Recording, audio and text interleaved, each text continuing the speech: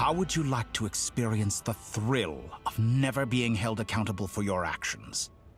You could crush people like ants without consequence, or tear off their heads or limbs as you please. Believe me, such a life is but one small step away. What point is he trying to make? Freedom?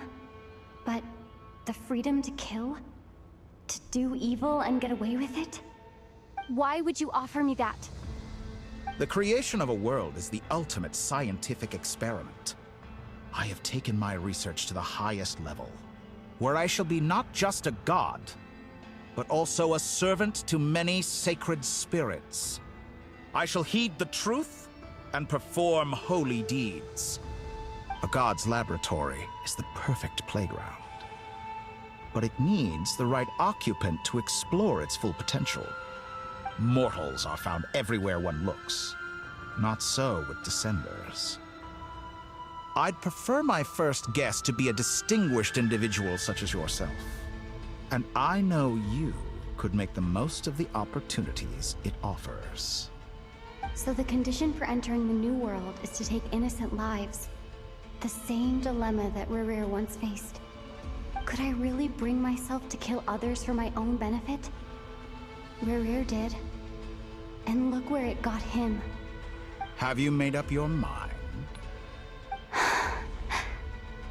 I can't do it. Your playground is no place for me. You're putting your hopes in the wrong person. But we both know I'm not quite the hero you say I am either.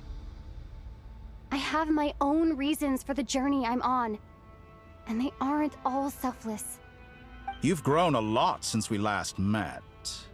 But there are still things you are unwilling to compromise on.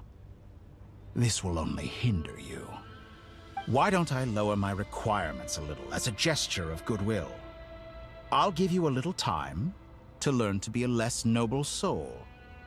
That'll make things much easier for you. I really doubt I could live that sort of life. And yet you already sound less defiant than a moment ago. The benefits appeal to you because you can read the signs of the times. Why don't we return to my research facility? Your last visit was so rushed. There is much that I have yet to show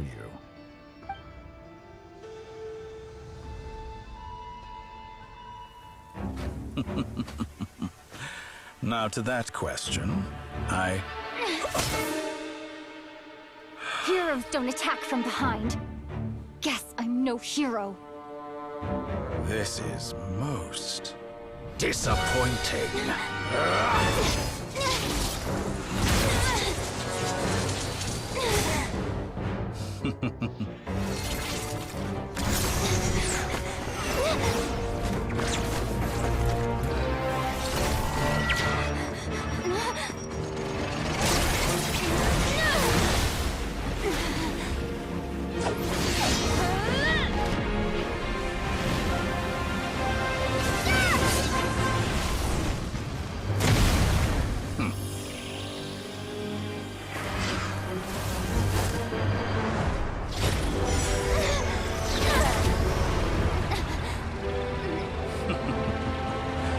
Now then.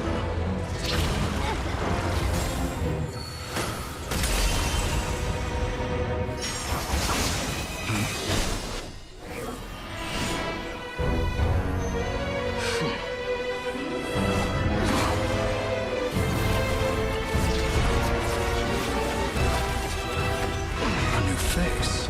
Interesting.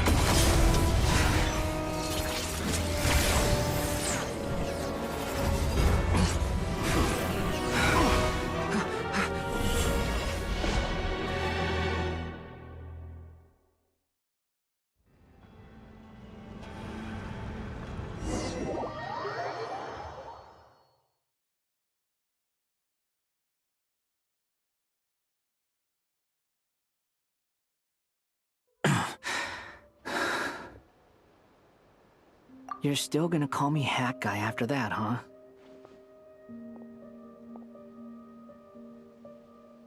I didn't see anyone else in there who needed saving.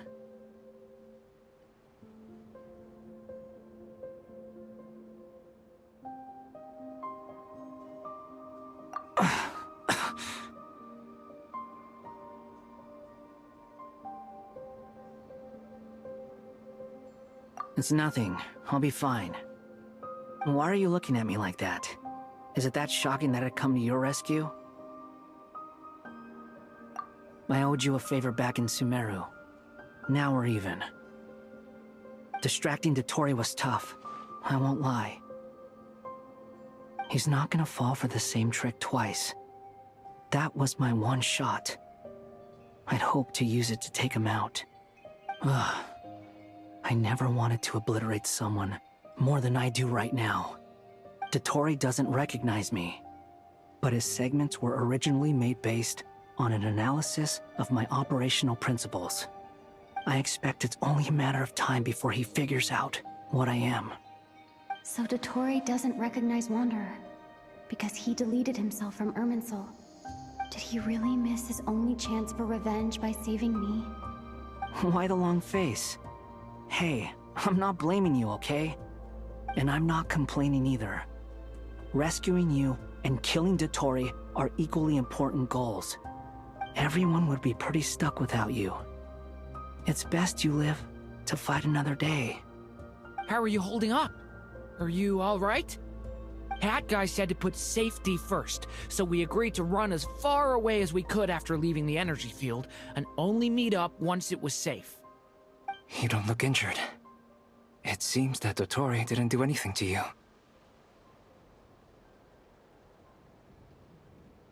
All right. Rescue operation complete. Let's head back. There's a lot more work to be done before this is over.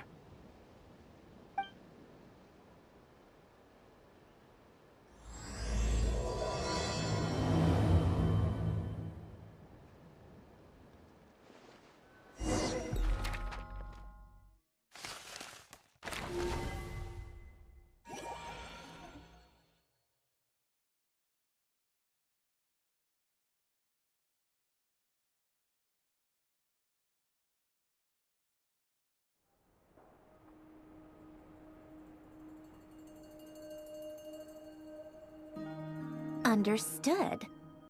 I don't see what's so awesome about it, though. Does he really think everyone else is as immature as him? I'm not stooping to Tartaglia's level. I thought you might say that. How's your progress? Quite promising, actually. That alchemist Albedo gave me a few ideas. Remember how I asked you to look up some files for me?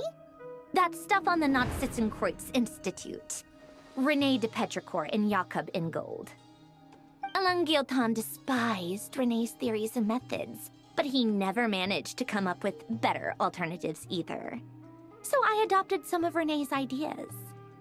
I thought Alain was like a father to you. He and René were mortal enemies, were they not?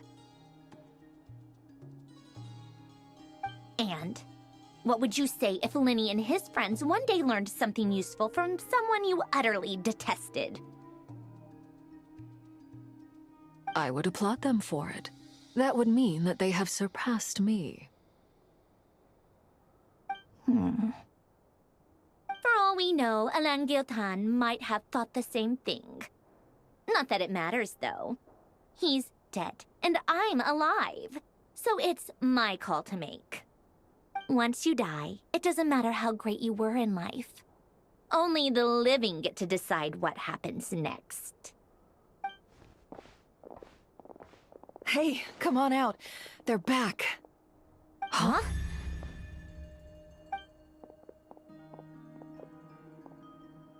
You're back? And your head's still screwed on? And you still have all your limbs? What does it look like? Way to keep your composure, madam. Excuse you. I am perfectly composed.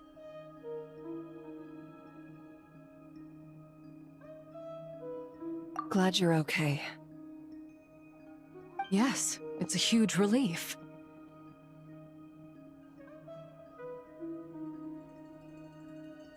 Worry? Oh, yeah, right.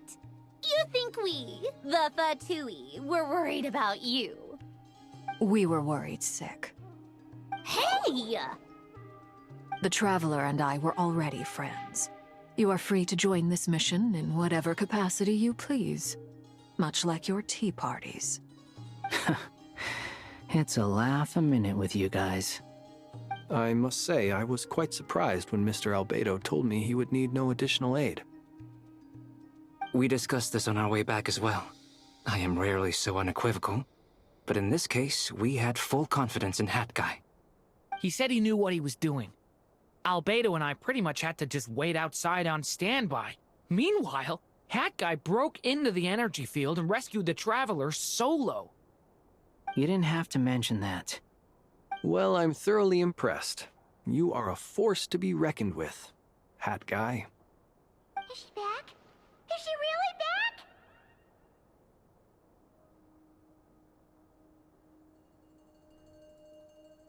Traveler! It's really you!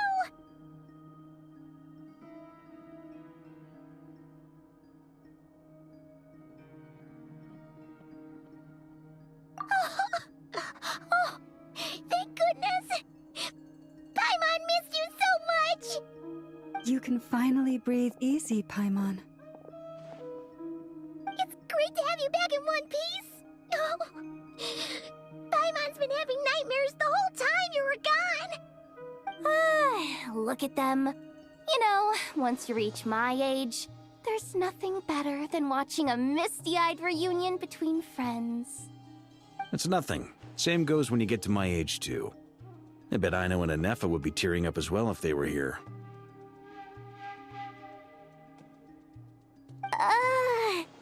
Varka, I'm not sure Anefa can cry. Oh, yeah, good point. Hey, your eyes are looking a little red and puffy.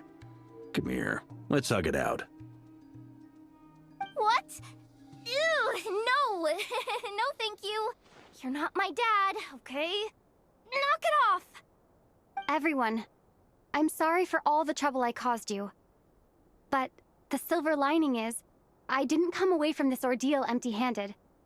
While I was being held captive, I learned a lot about Dottoro's current capabilities and what he plans to do with them. Allow me to explain.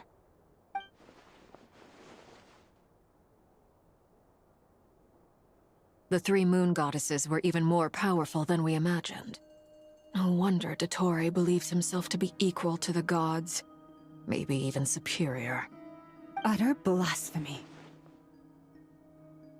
While everyone was gone, Nefer and I made an interesting discovery, and I believe Miss Sandrone has something to share too. Ma'am, perhaps you could do the honors?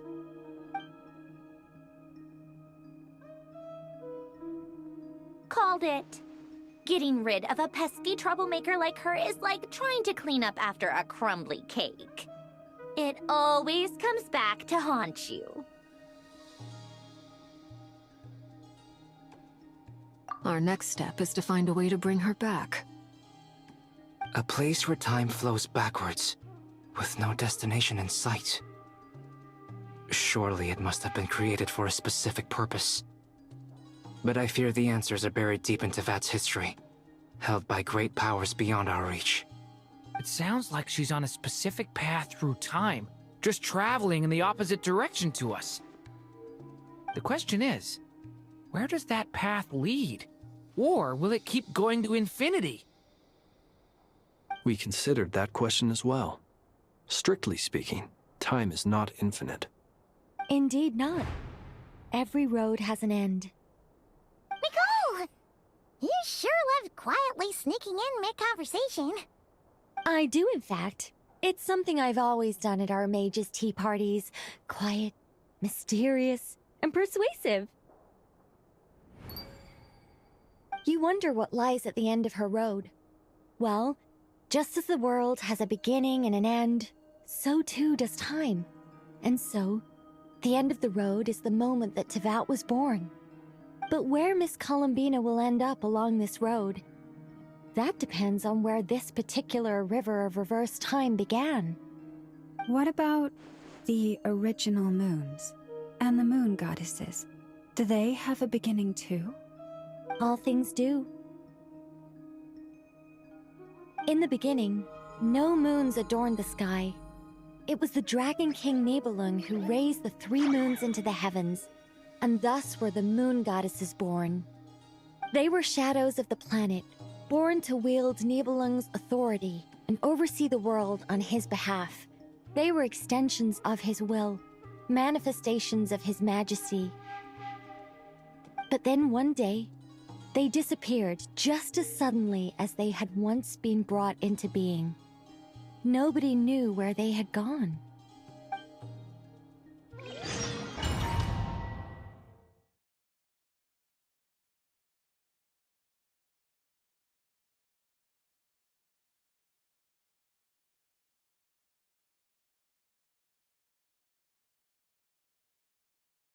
Like I thought, no more paths back to reality have emerged since. But how can I be sure that I'm going the right way without scenes from reality to keep me on track? I can't even be sure of how long I've been walking for. The further I travel, the less stable this space becomes. There are even moments where I can sense something that feels like abyssal energy. They can just materialize out of thin air. I have to keep my wits about me.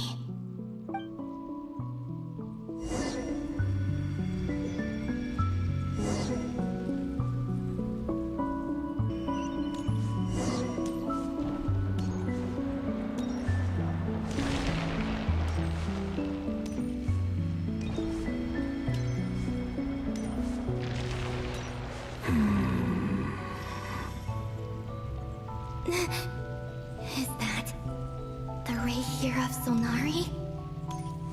I can't believe...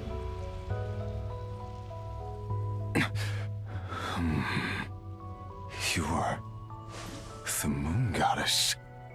But how? Please, there's no need.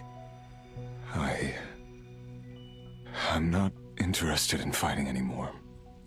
I find that a little difficult to believe. Yeah. Honestly, so do I. The way you used my own power against me was... It was a brilliant strategy. And then, in the final moment before I was thrown into this space, I got to see an old friend. Mr. Dainsleif. Right. It was so long ago now. But we were friends once. And when I first got here, I was filled with hatred, remorse, and rage. How I cursed and devoured. I tore everything here apart. I was consumed by the desire to leave this place and have my vengeance. But to no avail. This is a place with no exit. This is the second time I've entered this space. Though I have no memory of the first. I was torn to shreds the moment I entered. But this time I survived. It must be partly because of this new body. And partly because of all the Kuvaki I absorbed in Nodcry. Are you the source of the abyssal power in here? Not all of it. Some is from when I first arrived here and tried to destroy everything. But there was already a degree of abyssal power here before I entered. And like a venomous snake baking in the merciless sun, it tried to slither into my shadow. Tried to? So, you rejected it? Yes. Because after that, the world suddenly became silent for a moment. What do you mean? The voices in my head. They were gone. And then I saw her. Her? The Lindis. My former lover. Never mentioned that she saw a memory of the Lindis leaping into the moon's reflection. More precisely, I saw her afterimage. I'm sure the real her is long gone. She was just an ordinary Conrian. She couldn't have survived here for very long.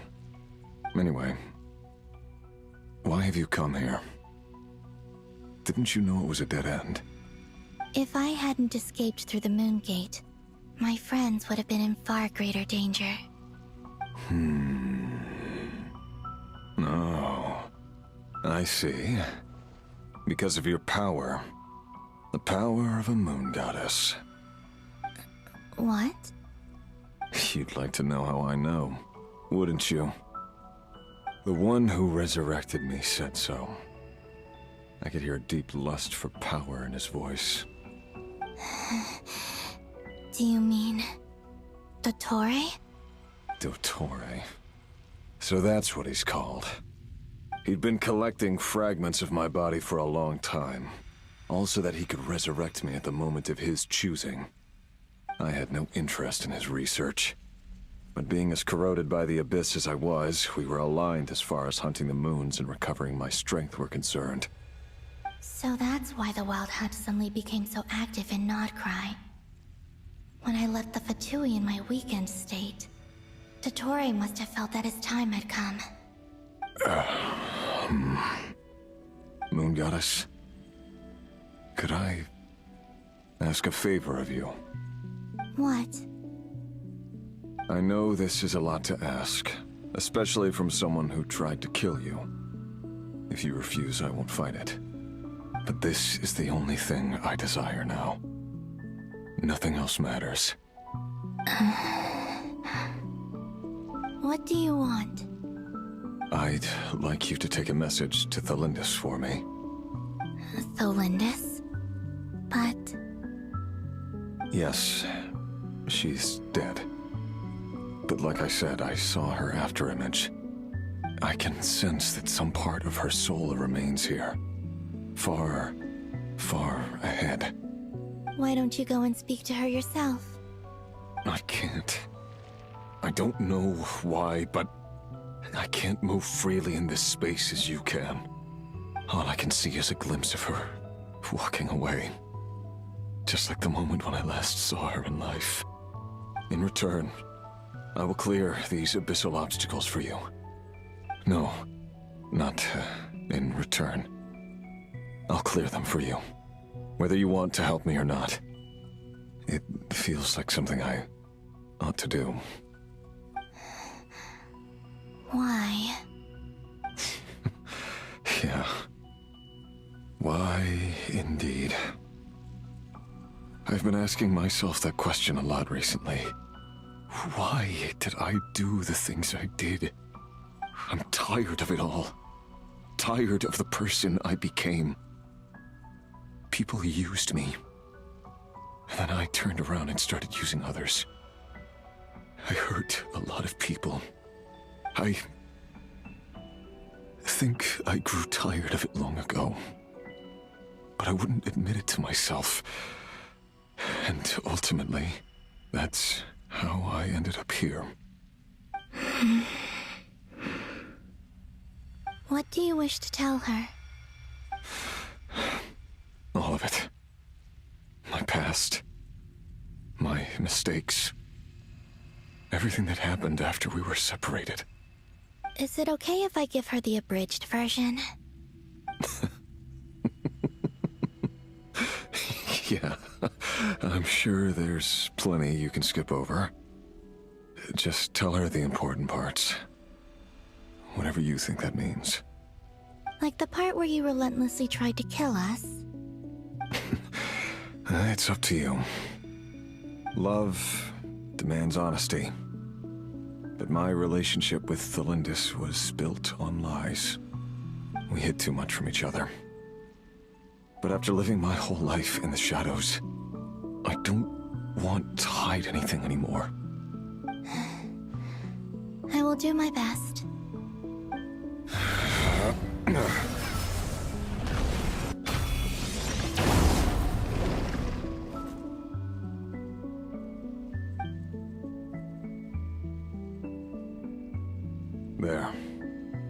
The Abyss will no longer stand in your way. Even though Mr. Dainsliff felt he had to fight you, I think he still regarded you as a friend. Dane? He said that you betrayed him. But he also felt great remorse at never having understood what you were truly going through. Why tell me this? Because if he'd known that someone could take a message to you, I believe that's what he would have said. Thank you. It means a lot.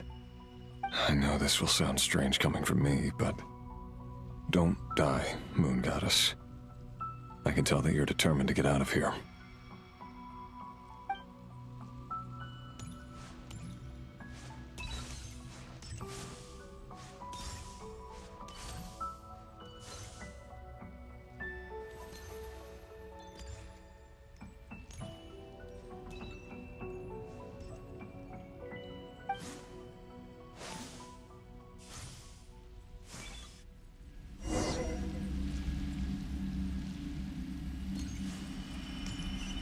He kept his word. The abyss is no longer obstructing my path.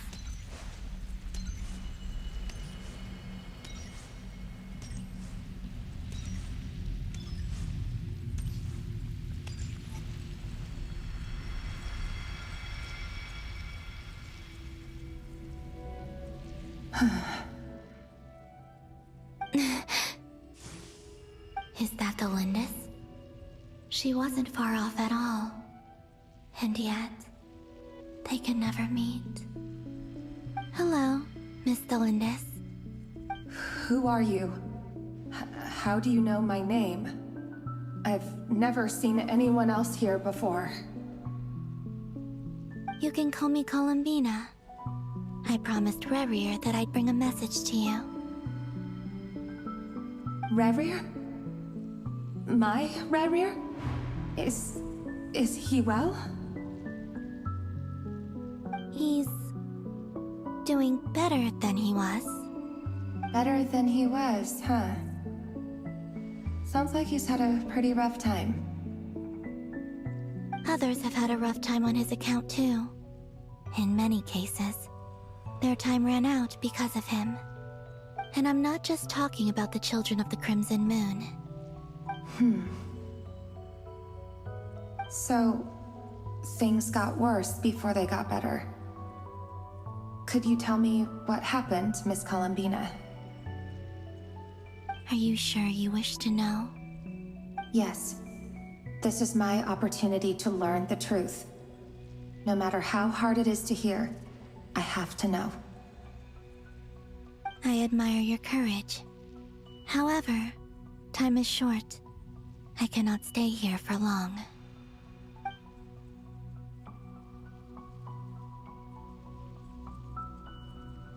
Rerir had seeds of hatred in his heart, and many people nursed them for their own ends. On some level, everything he did was to try and find a way to see you again.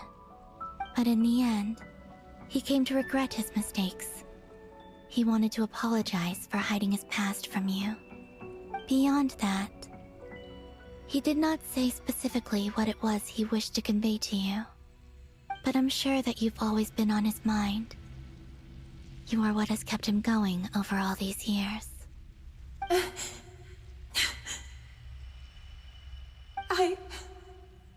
I'm sorry, Miss Columbina. This is so upsetting. I'm not sure how to put my feelings into words. It's all right. I understand. Well, that's everything from me. So, I guess I'll be... Wait. One moment.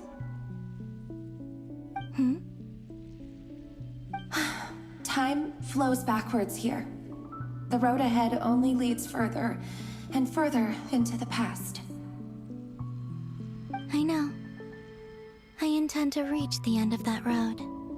Without a moon marrow, without the 3 moons' power, you won't make it far. Wait, unless... Are you one of the moon goddesses? You could say that. I see. I often think to myself If life is like a train ride, why haven't I reached the terminus? Where am I even going? And it's not just me. It's this whole place. Wherever it is, it seems like it's existed forever. It's such a mystery. Where is it going? I must seem so ridiculous. I can't answer these basic questions, and yet I jumped right in here without hesitating, only to be torn apart the moment I entered by powerful energy currents. Only my soul remains now. Thinking back, I was suddenly overcome with fear and terror in that moment. Perhaps I too became bewitched by the abyss.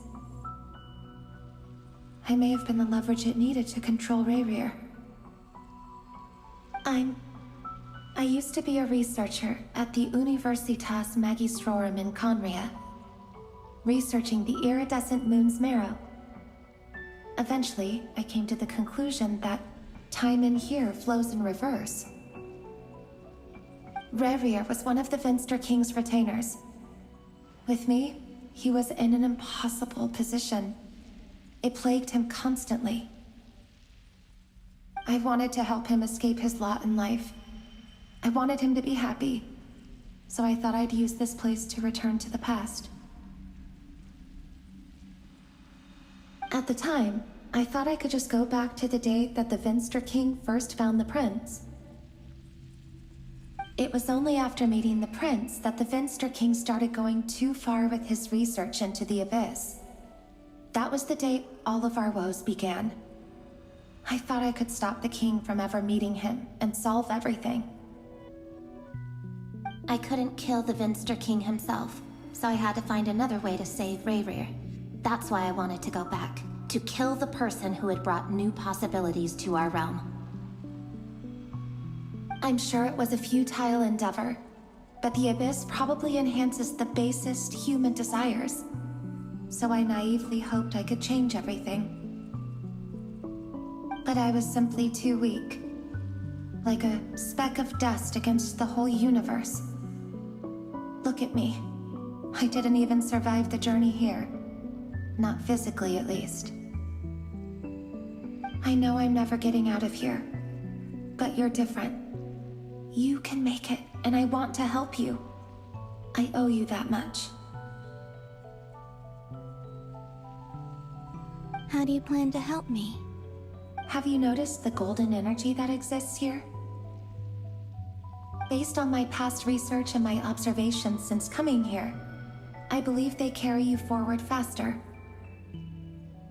I can share what I've learned and help you understand the pattern in which this energy appears.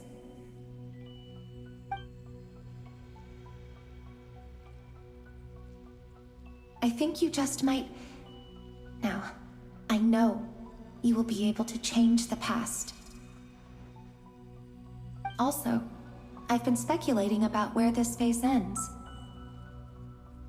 The documentation was scanned, but from what I know of the legends about the moons, the oldest ones seem to begin with Nibelung, king of dragonkind.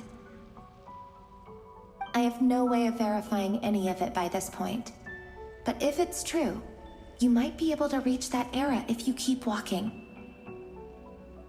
Understood. Thank you, Miss Thelindis. I'm the one who should be thanking you. If you hadn't entered this realm of everlasting death, what use would my deductions be? Thanks to you, they have some meaning. About Rayrir, I'm so sorry. For everything. It wasn't your fault. That's not true. Because we both feared bringing trouble upon each other, neither of us ever told the truth. And that dishonesty sealed our fates. But enough about that. I wish you a safe journey, Miss Columbina.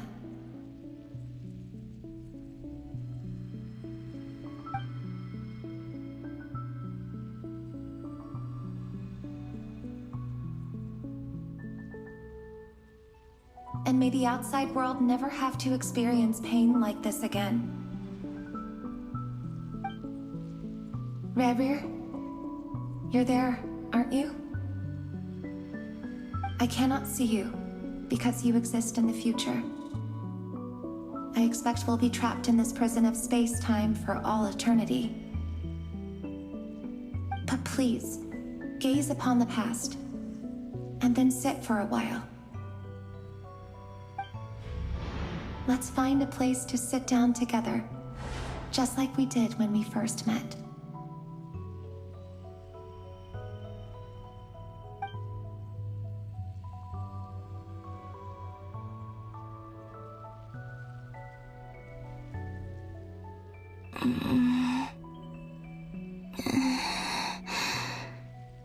How long have I been walking? How much further till I reach the end? Is there even an end to be found? Everything's getting blurry.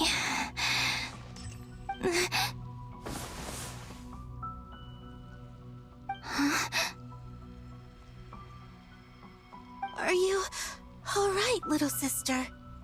Have you come from the distant future?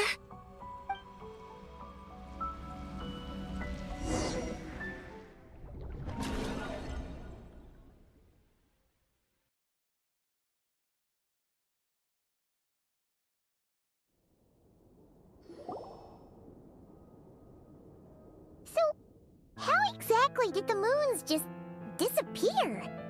Shouldn't it be a little harder to get rid of major creations like moons?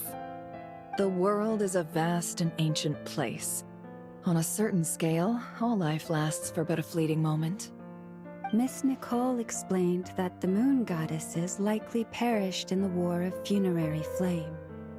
The moons themselves were also destroyed at that time, save for the Frost Moon, from which a new moon goddess was later born.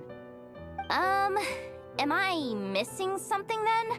'Cause the stories say that the moon goddesses were born on the moon, but doesn't Columbina say she was born in Nodcry?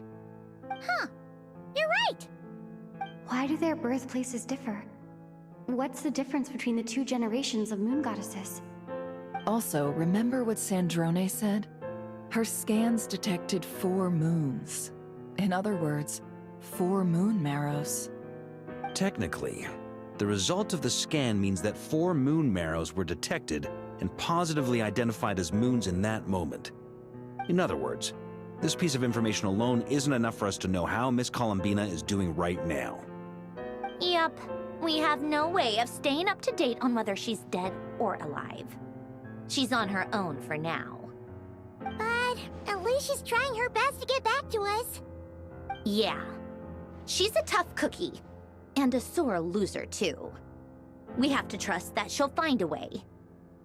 Because we really need her power. As much as it pains me to say it, we've got no chance of beating Dottore in a straight-up fight. He's much too powerful. It wouldn't even be close. That maniac is going to devour everything in his path until he reaches us. We need to find someone or something that can stop him before he does anything worse. I'll be frank. Our only hope of defeating this false god is with a real moon goddess on our side. I'm not just saying this because Columbina's a friend and I want her back safe and sound. It's just the truth. And I know that even she was no match for him when he attacked, but I don't have a better solution. We're not giving up on saving her, whether she can defeat Dottore or not. Right. Don't worry, Miss Sandrone. We're all aligned on saving Columbina. No one's trying to argue that we can only justify saving our friend because it will help save the world. This is about multitasking. We want to save both. So, she's more than just a moon goddess to you guys? Absolutely. Duh! She's part of the gang! And you are too, you know. Yes, I know. You don't need to labor the point. I knew that the moment I came running over with my documents that I was part of the in-group. I mean, if Arlecchino can fit in, I certainly can. Anyway, As for how we get Columbina back, I've been working on it constantly. But I think I'm still lacking certain information about the moon. I'd probably get there if I could continue my calculations, but the problem is, I've run out of computing power. Computing power? You mean you need more energy? No, the issue isn't energy, it's processing power. There's so much data to get through that the whole process has just ground to a halt. That's a tricky problem. René de Petrichor of the Nazissenkreuz Ordo once foretold the fate of the world. But I don't know how he did it. My guess is that he used the primordial sea's power. However, that won't work for me. His methodology was vastly different from my own. What's worse, they're incompatible. And, to top it all off, we can't even leave Nodcry. Ugh, this is so annoying. If I'd known we'd run into a bottleneck like this... Well, no, the design bureau's a bust as well. Curse that Dottore! Couldn't have made this harder for me if he tried. Oh, what do we do then? How about we grab a bite to eat and take a break? Maybe something will come to mind after you've cleared your head. You don't get it, do you? I'm trying to calculate the fate of an entire world here. And I need accurate results, not vague prophecies. Where the heck am I gonna find the computing power for that? Ahem. Anyway, time to shelve the discussion on technical difficulties. Being a killjoy isn't very ladylike, after all. Either way, we've done what we can. Rest well, everyone. Remember to let us know if anything new comes up. Hawkeye? Is he hinting that we should talk outside?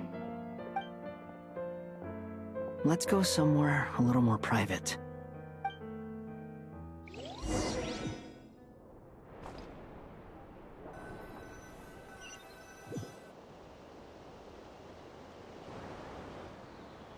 You know that Dory went back to Sumeru, right?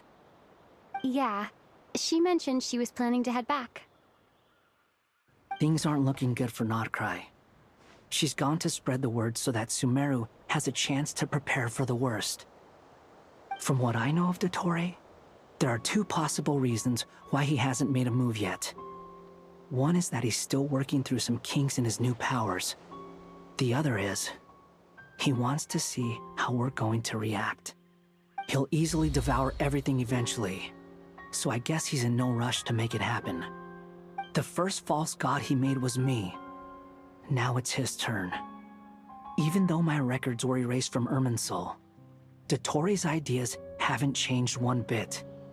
He once told me that becoming a god was like turning yourself into a hungry wolf or giant serpent to devour the moon.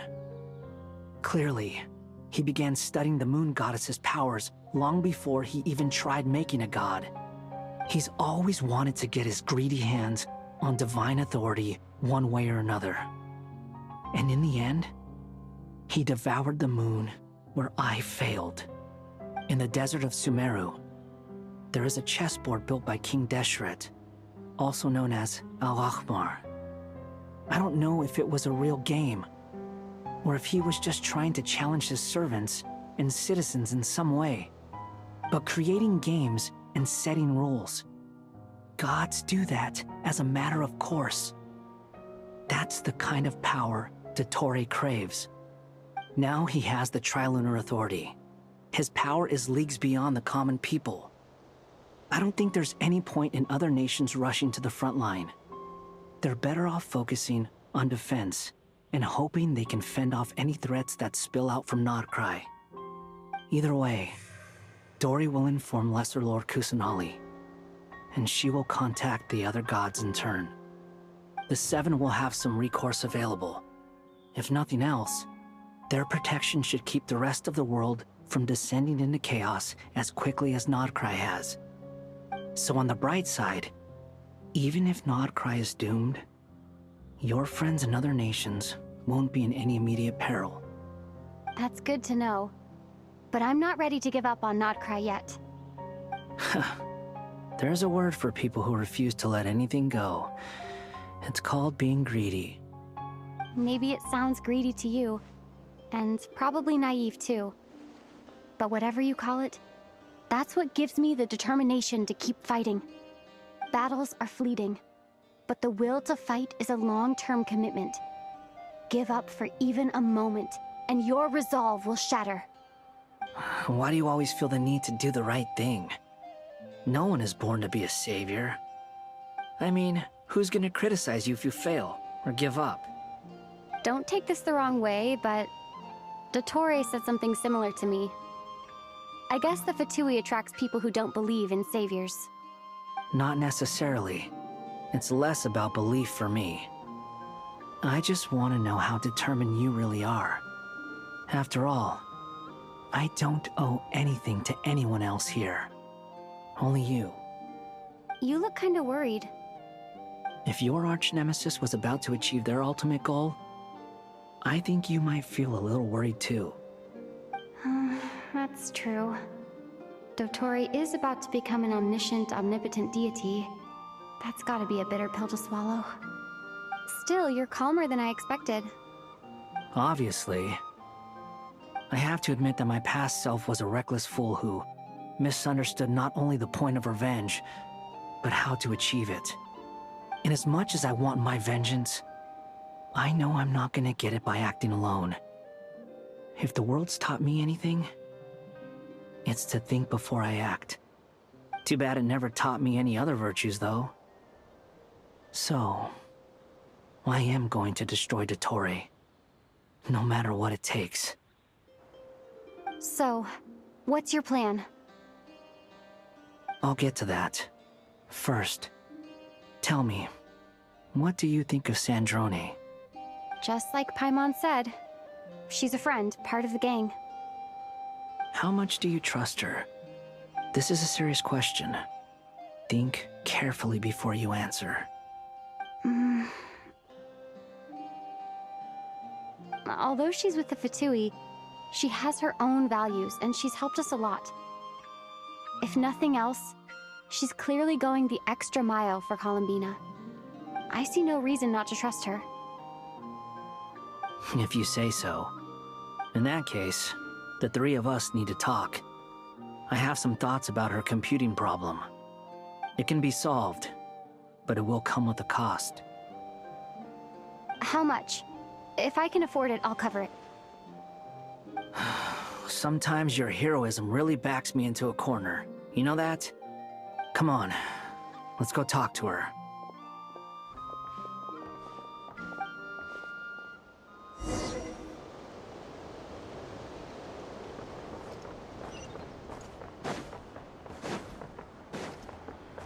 Time to go.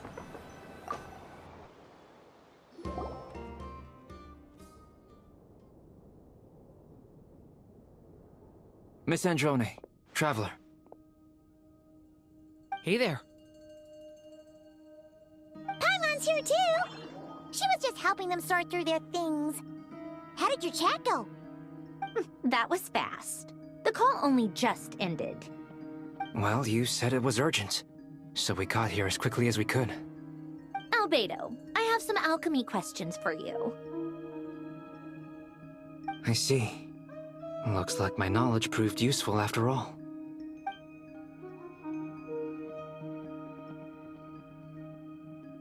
If I might ask, what is the end goal for the modified formula you'll be using? I needed to predict the future of the entire world. But I've run into some teething issues since trying to implement Renee's theory of the four Orthants. I see. I'll have a look at it. Still, computing power is the real issue here. How do you plan to solve it? About that, it's been sorted. Oh, with the Traveler's help?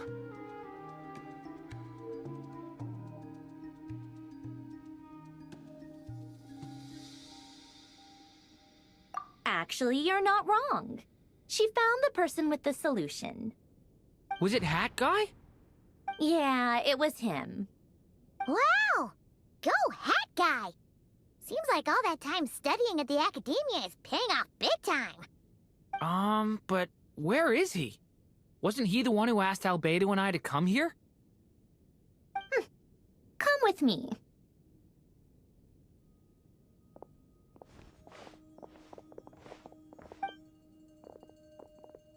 Hat guy? What's happened to him? Hat guy, can you hear us? No response. I guess he's in hibernation. Hat Guy mentioned that he was a puppet. It seems that his functions are currently shut down. I presume this has something to do with the solution to your computing problem. That's right. He and the Traveler came to see me. Wait, what? You have a solution? Would you calm down? Why do you always react so hysterically to everything? Excuse me? How would you know? You shouldn't be so quick to judge complete strangers. It's very bad manners. Oh, please. It doesn't take that long to figure out that you have a temper. Where does a mere student get that kind of confidence? I've actually published more papers than you. Not that status counts for much. Even Paimon's applied for academia admission. Huh? Are you serious? See? This is why I can't be bothered to explain myself. She recognizes no one's skills but her own. Okay, fine. I'll hear you out. So, tell me, how do you propose to solve my computing power problem? This world itself is constantly processing all kinds of information. If it's the world's future you're trying to calculate, you need a processing device that's designed to cope with that volume. Easier said than done. Only Irminsul can handle that kind of... Wait, is that what you're suggesting? But surely we can't just plug my formula directly into the ley lines. You should be able to tell that I'm not human, right? Yeah, I noticed. The technology, though, seems pretty ancient. Very different from Fontaine's. It's a completely different system. Conrian, to be precise. I'm what they would have called a puppet. Puppets need an energy source and processing power. The artisans who built them sought out the materials most suited for that purpose. You? Do you mean... The Traveler and I have talked it over. She's willing to vouch for you. So, I'll allow you to borrow my core for your calculations. It was built using wood from a silver-white tree, which makes it a small part of Irminsul. Conrian technology and Irminsul wood. Who in the world could have built you? Are you sure about this? A puppet without its core will cease functioning completely. And if it's left in that state for too long, it might not recover. You could die if you do this. You do realize that, don't you? I can put two and two together, yes. No need to rub it in. I won't lie to you. This has never been done before. I cannot guarantee your safety. Doesn't matter. I'm prepared for the worst. Did you two actually talk this through? Is he... Are we really considering this? Yes, we discussed it. The bottom line is, he trusts me and I trust you. Let's give it a shot, shall we? Honestly, I have no clue where this kid even came from. But for whatever reason, he lent me his core to use in my formula. I'm very close to finishing my calculations now, and the core is currently in use. So I'm sorry, but I can only show you a sketch right now. This is what the core looks like. A silver-white branch. It certainly matches the legends told about Irminsul. Is Hat Guy gonna be okay? He's not gonna die, right? Right? In theory, he should be fine. As long as we put his core back in time. Beyond that, all I can say is that I'll try my best to avoid risk and make sure the core doesn't sustain any damage. I think I know why you called us here now. Someone needs to watch over his body and make sure it's protected until the process completes. Correct. He said that the only ones he trusts here are you two, and the Traveler. And the Traveler will have other work to do.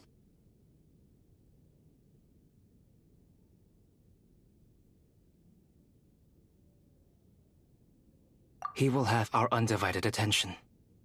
Aww, Hat Guy. On a more positive note, things are progressing steadily on my end. I'll call everyone in for a meeting once the results are out.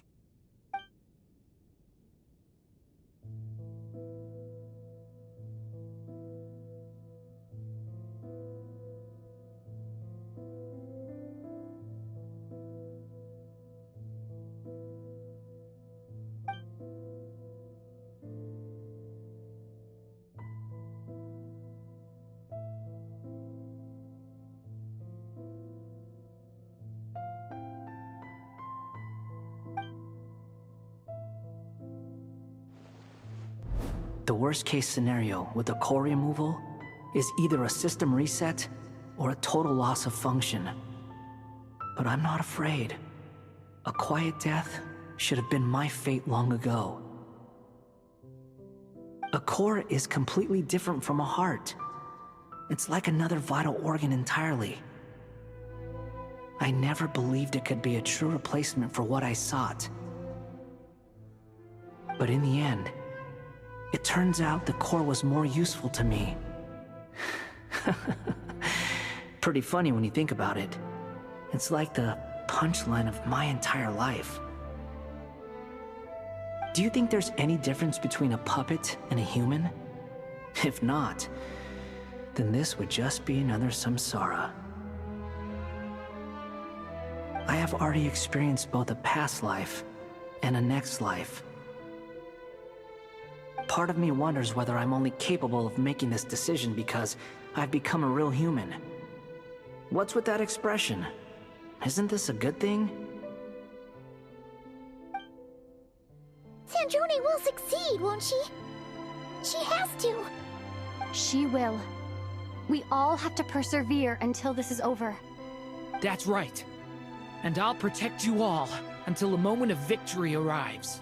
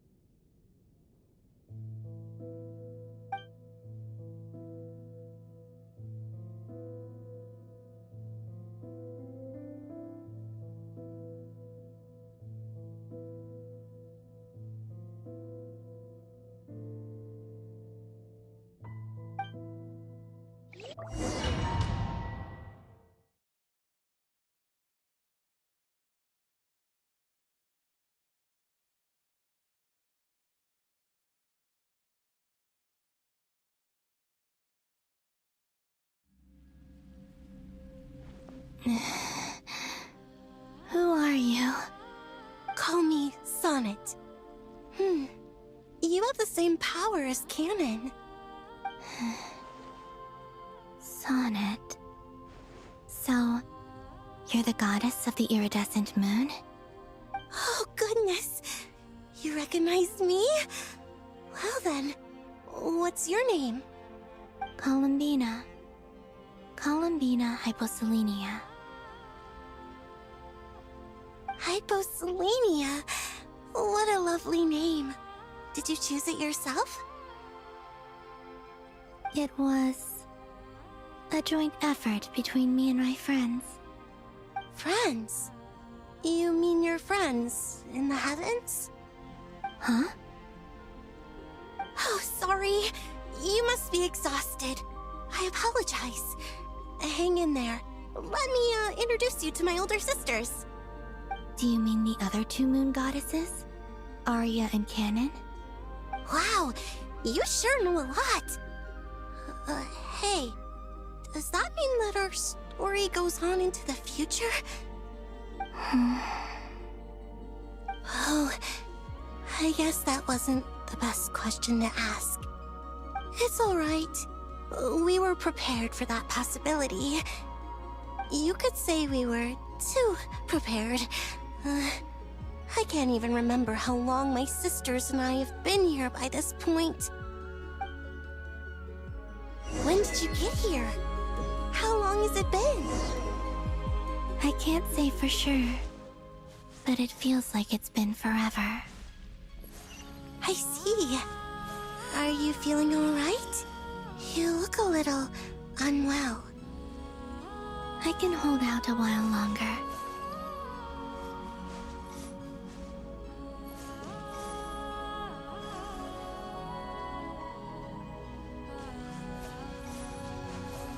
We don't have far to go.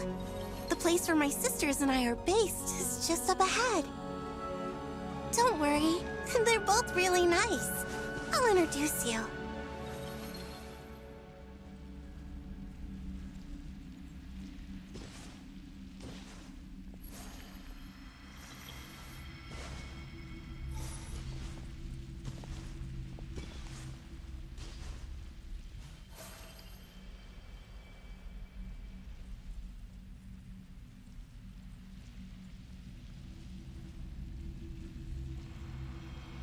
Sisters! I'm back! And look who I've brought with me!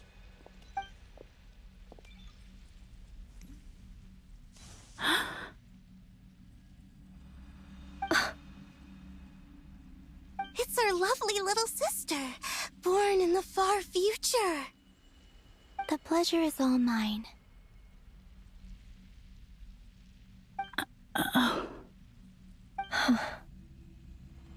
Allow me to introduce you to Columbina Hyposelenia.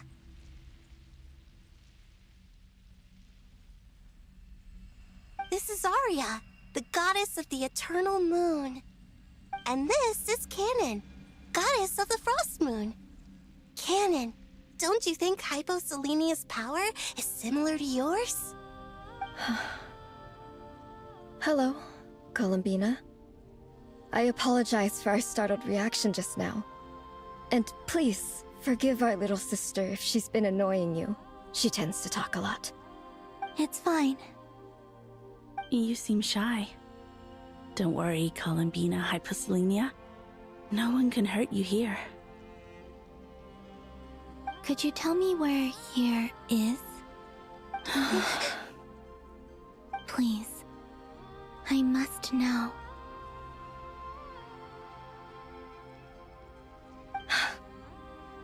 My dear sister, this is where Tevat's original ruler, the Dragon King Nibelung, imprisoned the moon goddesses. What? You're scaring her, Canon. No, I'm fine.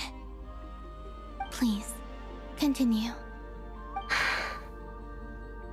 Nibelung, our original master, created us in the distant past to maintain Tevat. But he left this world and traveled into the dark universe beyond, to explore worlds vaster still. Day and night, we fulfilled our duty in the heavens, until the day that the first Descender arrived. The great ruler of the firmament. The heavenly principles.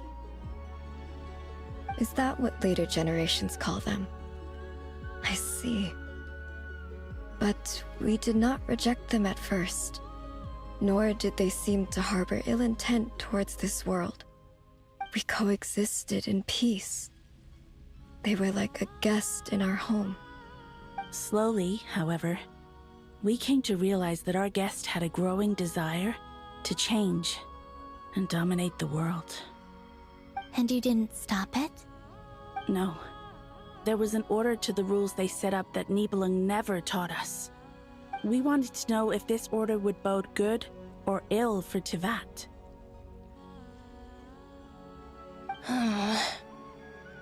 All right. Canon and I wanted to know. Sonnet was against it from the outset. Later, we discovered that this great ruler of the firmament bore an almost paranoid hostility toward the desire of certain life forms to seek power. Or perhaps they feared them.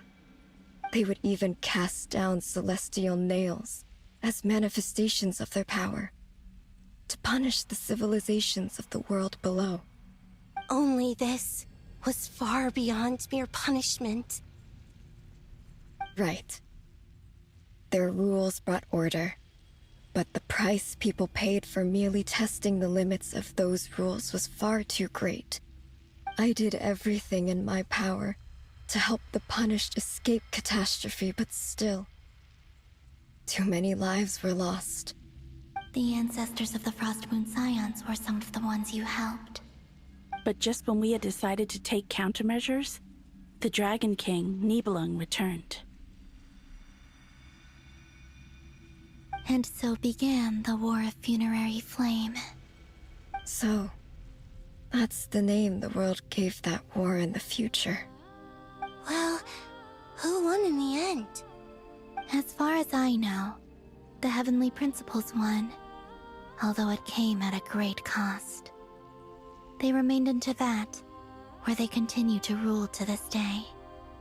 And the world's original master, the Dragon King Nibelung, was destroyed. And what of the moons? Are there still 3 moons in Teyvat's skies? You can tell us the truth, Columbina. We know we are but remnants of a bygone age. We are prepared for the answer. Only the Frost Moon remains. But it has been cast beyond the false firmament by the Heavenly Principles. The eternal and iridescent moons were both shattered during the war. So death finally came for us in the end. Sonnet. But you're still here, aren't you? A moon goddess cannot live without her moon, Columbina. She's right. That's why I began to disappear. Because the Frost Moon is cut off by the false sky. How much worse it would have been if it were outright destroyed.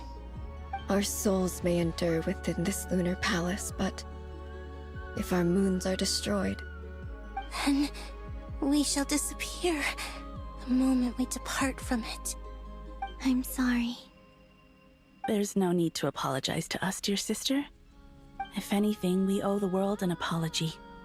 If only we'd decided to act sooner, rather than arguing amongst ourselves. all the more reason not to spend this time in regret and repentance. Instead, we should focus our efforts on how we might help our future sister. Sorry? Don't you see, Columbina, your story is not yet over. Is that not why you are here?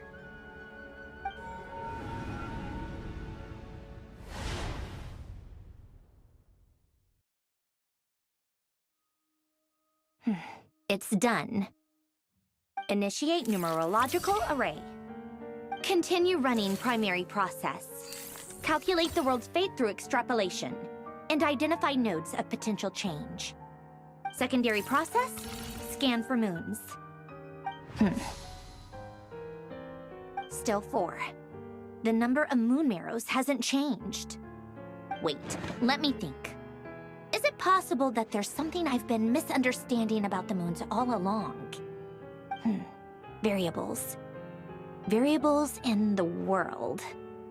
I know where potential variables within the world come from.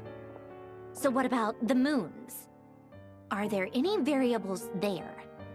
Like their life or death, for instance. What if being alive or dead makes no difference to a moon? But that's so strange. Even immortal gods can die. Why would the moons alone be? Wait! Wait! I've got it! I've got it! If alive or dead is considered a variable, we might have had this wrong the whole time. No one ever said that a moon marrow equals a living moon. We just made that assumption ourselves. Initiate secondary process. Scan again. This time filtering out interfering perimeter, moon marrow. I don't care if they're natural or artificial. Get them out of my search results! Why? It says 3 moons still exist in Teyvat, even after excluding the moon marrows. But we know for a fact that 2 of them are dead. Redo the scan. Narrow the results to living moons and real moons. No, scrap that. Narrow it down to moons that have lunar authority and remain alive. Why? Why is it still 3? What is this, Columbina? Has the world lied to us? Or are you the one pulling the wool over our eyes?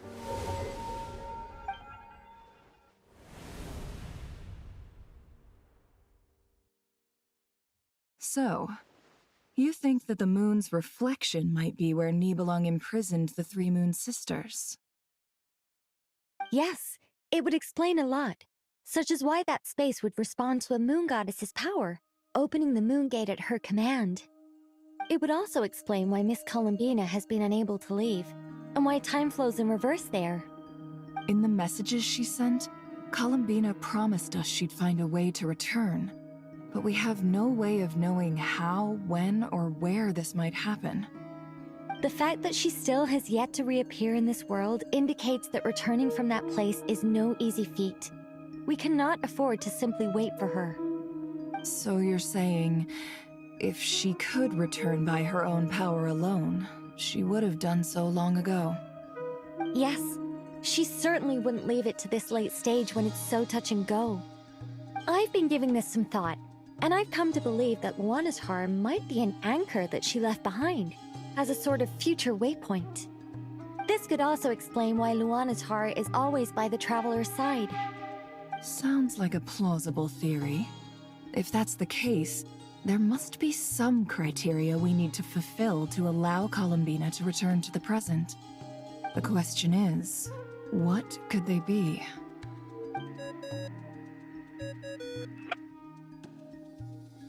Hello? Listen up! This is extremely important!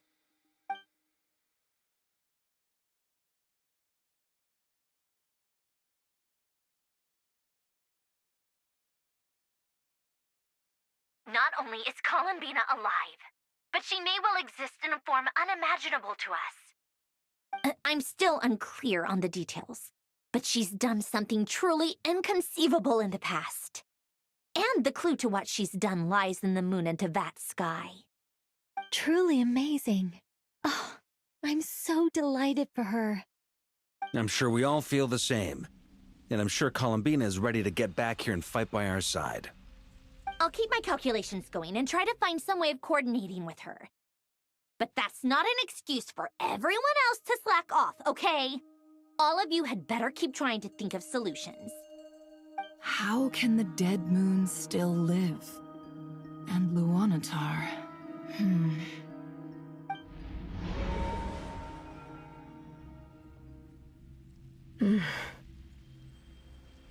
It's hard to believe that's what will happen in the distant future. Our authority is linked to the most fundamental rules of Teyvat. I suppose it's no wonder that many would covet that power.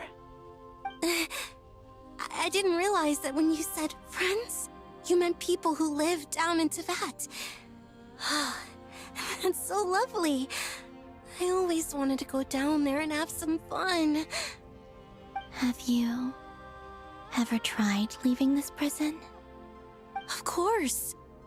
Between us, we've tried everything. But no matter where we go, this space will eventually bring us back here. It's like the center of a whirlpool. Everything ultimately converges here, at the moment when Nibelung imprisoned us. In that case, have you tried using any of those pathways that connect this space to the real world? Sorry? What are those? They're passages through which you can make small-scale changes to reality by using Kuvaki. Or am I the only one who can use those passages? Because part of my soul remains in reality. Kuvaki. What is that? You don't know? It's a unique kind of elemental energy found only in Nodcry, the land from which the moons arose. Oh. Well, it's true that the moons first rose up from the part of Tibet you say is called Nodcry.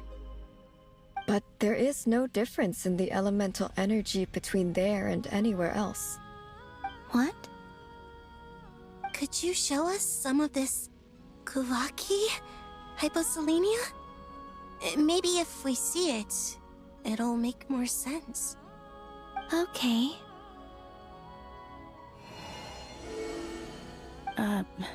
Isn't that just your power? What? But it's everywhere in Nodcry. In the air, in the land.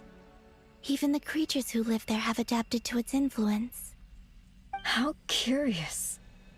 This Kuvaki certainly did not exist anywhere in the world before we were imprisoned. Let alone influence living creatures. So, how exactly does it affect them anyway? Can they float in the air like us? This is so strange. Why would their reality differ so much from mine? Columbina, you're looking for more than just a way out of here, aren't you? Yes. If I am to help my friends, I will need tri-lunar authority on par with that of our foe. You mean... you'll need our power? This sounds extremely risky. The Three Moons' powers are not mutually compatible.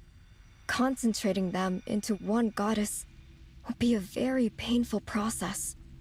And if anything goes wrong, it could tear you to pieces. I know. But I'm willing to take that risk. Even so, let's say we successfully transfer our authority to you. How will you take it outside this prison? Nibelung constructed this realm specifically to prevent us from using our powers to interfere in his war. No moon goddess can leave this place alive. What if I don't leave alive?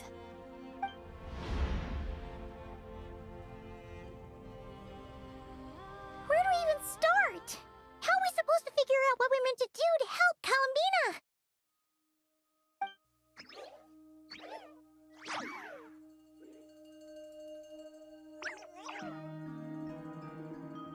Columbina, what do you need from us? If she really got to the beginning of time in there, how do you think she'd leave us a message?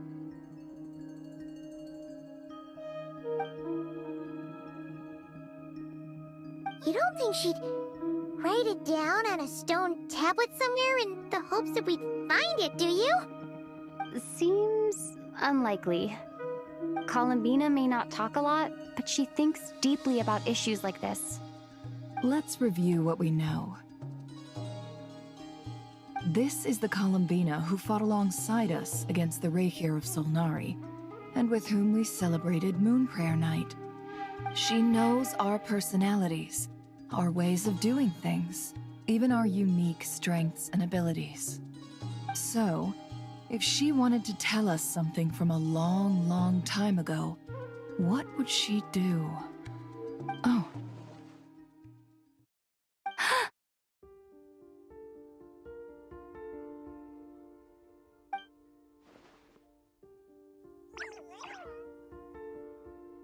Traveler, You once said that those golden ripples also appeared when Luanatar was born. What if Columbina left Luanatar here, not just as an anchor to the real world, but for some other purpose? If she is part of Columbina, and Columbina knows that I can see past events through her... Oh yeah! Like when you peeked into Rarer's past through his heart! Never, wait! If you're right about this, and you can really see past events through Luanatar, your eyes, they'll... Oh, I know. Looking at Rerir's past in Conria was already enough of a strain on my eyes. Looking this far back into the past, it'll surely blind me. But it's our only chance. This is the only way. Boss. We spoke about this once, a long time ago. Do you remember what I said, Yehoda? The day I lose my sight, the Curatorium of Secrets will be yours to run. But... What's wrong? I'd be overjoyed if I were you. This day's come a lot earlier than either of us expected. I need to know you'll honor our agreement, Yehoda. Promise me. Yes, Boss Neff.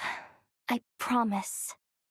Are you sure you don't want some time to think this through? What is there to think through? I should have gone blind after our battle with Rerir. Frankly, it's almost criminal that I got away with it for this long. Then at least let me take some precautions on your behalf. And if you really do lose your sight, I'll visit your office every day and make sure you're well looked after. Oh, please, anything but that.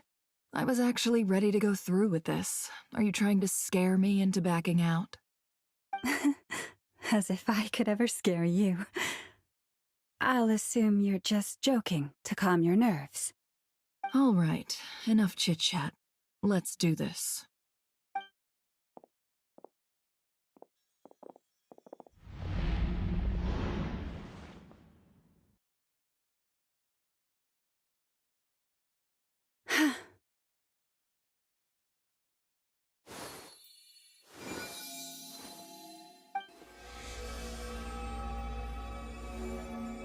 All done.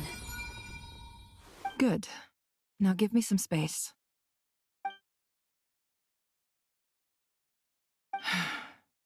Come on then, little one.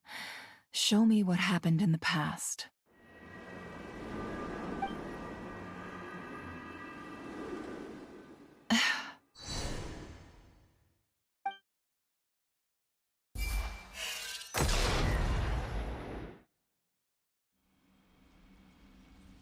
Between the Trilunar Authority, Kuvaki, and the sole-surviving moon, the Frost Moon, I think I might know how to get back.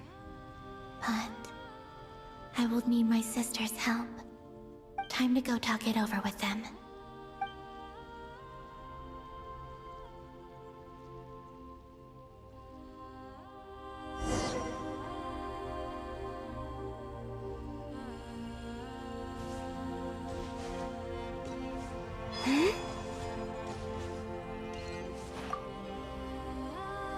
It seems you have reached a decision.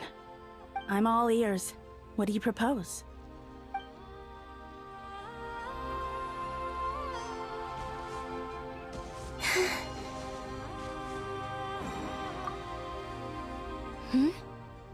Have you decided what to do? I hope it's not too dangerous. You really scared me when you said that thing about not leaving here alive. Come on, let's go find the other two.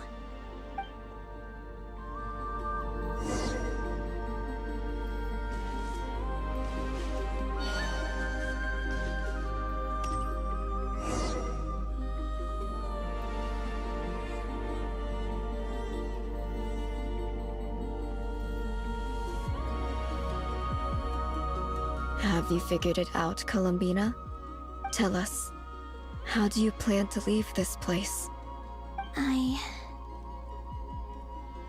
I intend to die here, in this moment, and then be reborn in the future with the help of my friends.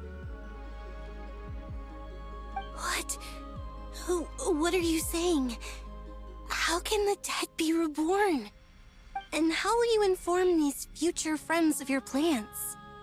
You can't exactly leave oracles. Nothing can escape this place.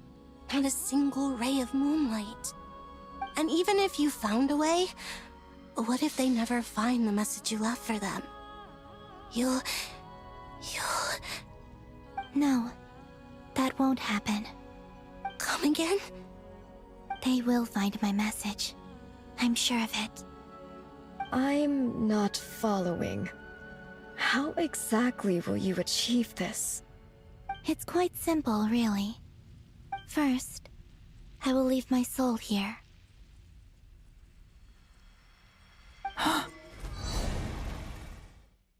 I see it. Your soul? You mean you're a divinity? Yes. I once left a portion of my soul in the future. One so small that this prison barely noticed anything. In this very moment, she can resonate with my soul across time. When the time comes, I believe that she can serve as an anchor to pull my soul from here back to the future reality. Just as gravity connects the world to the moon. Exactly. In the future, where I came from, the moon has been cast beyond the false sky, but I can still feel that it is there. In a similar way, I can feel a connection to the soul fragment I left behind even now. My friends can use it to detect my presence. But how do you just leave your soul here? Is that even possible? On my way here, I met an ordinary mortal who entered this place long before I did. Her body is long gone, but her soul remains. And before that, I encountered an old enemy whose entire soul survives here intact, while the power that once corrupted his body has faded away. So, perhaps this space is specifically designed to imprison divinity and authority, but not the physical body. Still, even if your body can escape, would it not just be a lifeless husk without the soul inside? Wait, is that what you meant when you said you wouldn't leave alive? Yes. I shall turn my body into moonlight and pour it over Nodcry. That power shall protect the land and quietly blend into it, awaiting my soul's return in the future. However, I cannot do this on my strength alone. I would need your help to do this, so I'm humbly asking for your assistance. Oh, dear sister, you need not be so formal. As I said before, we are but remnants of a bygone age. You, on the other hand, were born alone in that distant future, and you have walked a long and lonesome road since then. How could I bear to let your story forget? We are your sisters, your family.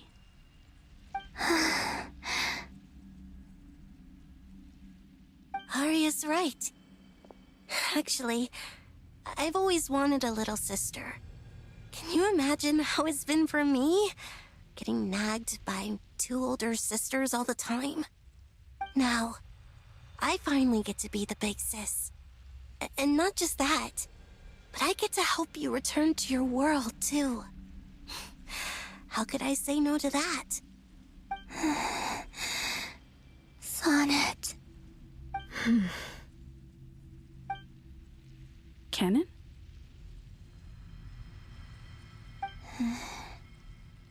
I'm sorry.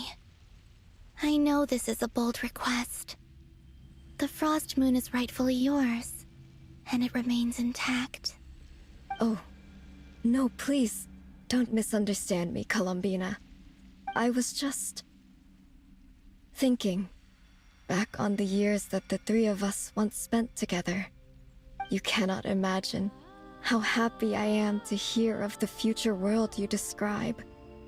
the Frost Moon Scions, your lovely, kindly friends.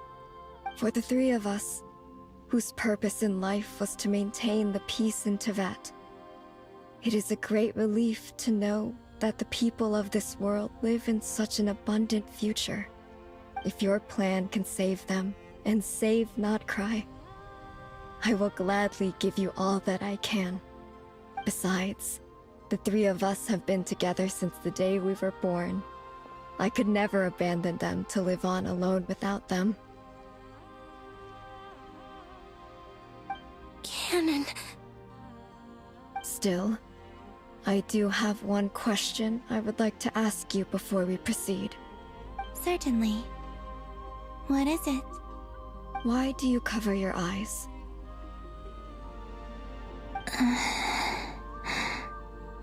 Yeah, I was curious about that too. But it seemed personal, so I didn't want to intrude.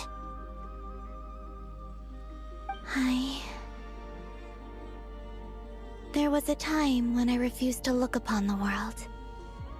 I believed it was full of nothing but lies and falsehoods. I wished to hide my feelings, seal my heart, until I could return to my true home. I see. Perhaps that decision saved you from ever having to see the false sky again. But at the same time, you likely missed out on many true and precious things, like the smiles on your friends' faces. Promise me this, Columbina. When you return to the future, open your eyes, take a look at the world around you, and see your friends. I'm sure that you know this already, given that you long to return, but that is your true home. Give me your hand, Columbina. Aria, Sonnet, you too. Okay. All right.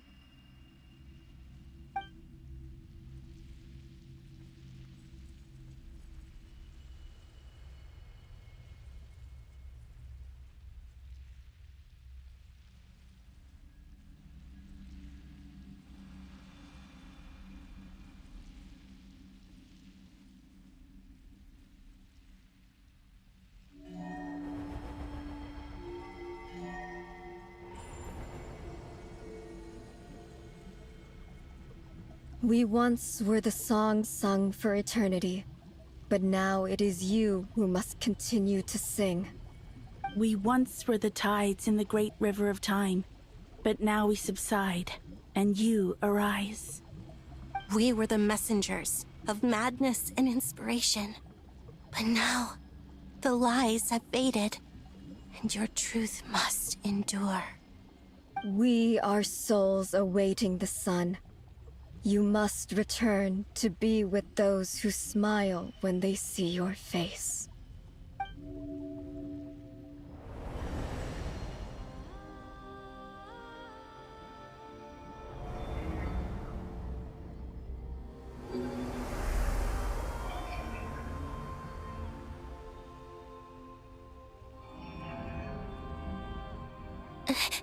Is it done? Yes. We have transferred the authority over all 3 moons to Columbina Hyposelenia. From this moment on, she is the Tri-Lune Goddess, the one and only moon goddess of this world.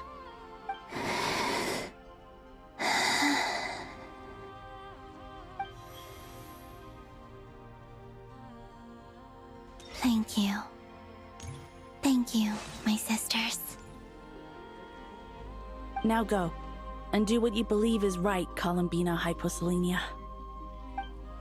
Be aware that we cannot grant you the power of the 3 moons beyond these prison walls. The conflict that arose over their remains following our disappearance will still take place. I understand. Sisters, oh, my body. It feels... Now that we have given up our power and authority, our bodies are merely mortal shells. This prison is dissolving them as we speak. It's okay, Sonnet. The end must come for every god, just as it does for every human. That's all this is. The final destination of our lives. Canon and I will be by your side the whole way. We have one final request, Columbina. Could you use the Three Moons' power to send us back into the real world? Now that we have lost our powers, I doubt this space will seek to hold us further. It's just... we would like to spend our final moments together in the only place we ever called home. Of course. Gladly.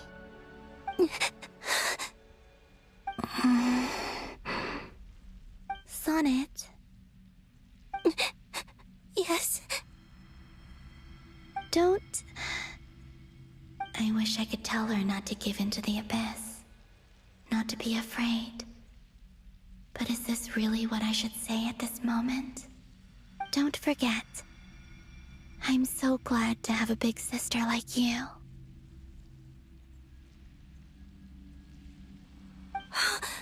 No, Hypo. Thank you. I'm okay. I'm not afraid. As long as my sisters are with me, I won't be afraid.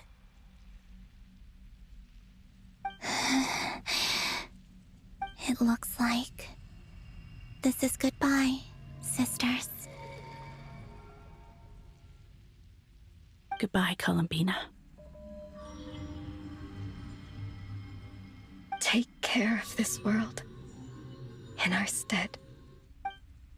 I will.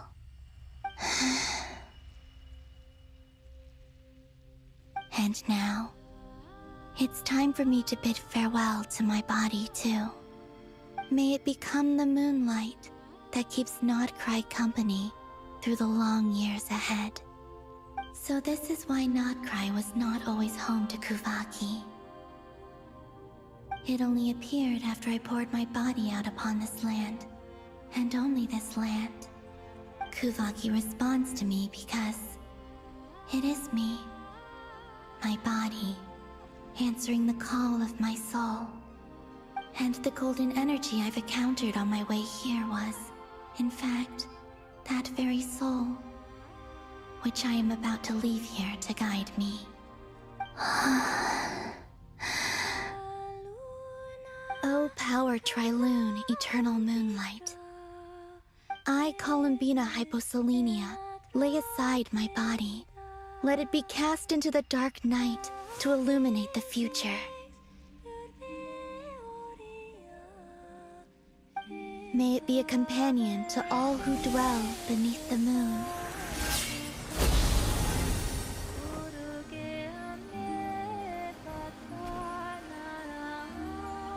Until the time comes for me to return home.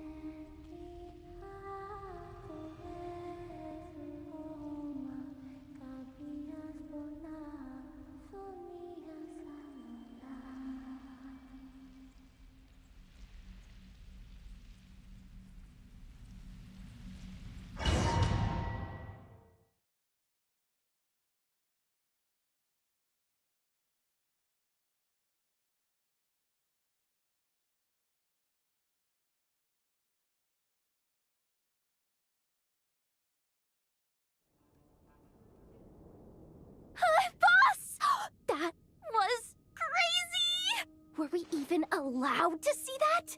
Is anyone? Can you still see? How many fingers am I holding up? I see 2 fingers, and a look of sheer terror on your face. Truly astounding, Miss Nefer. Your eyes have glimpsed the very ends of the world, and yet they remain as sharp as ever. Or is the credit for this miracle due to Miss Lauma? It seems that even time itself is no match for your medical skills. Surely you jest, Mr. Flint.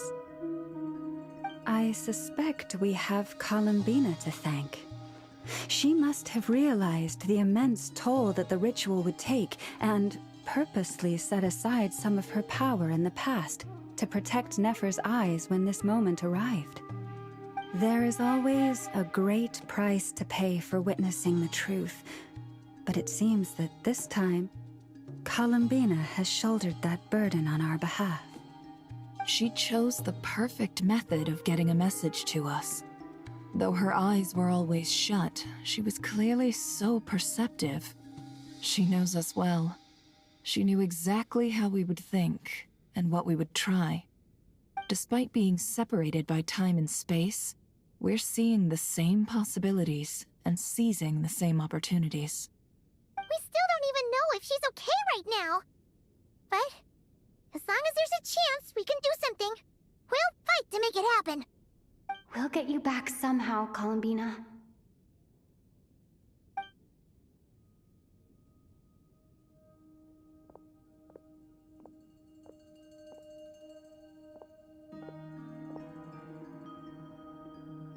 Well, based on the information we now have, let's figure out our next moves. Thanks to these gentlemen, we have a much clearer picture of the situation with Dottore. The civilian population has been moved to safety, so we no longer need to hold back. Miss Androne, how are the calculations going? So far, so good. I'll keep seeing how far I can push the system, though. Can't have Hatman being powered down for nothing. There's still a long road ahead. Where should we begin?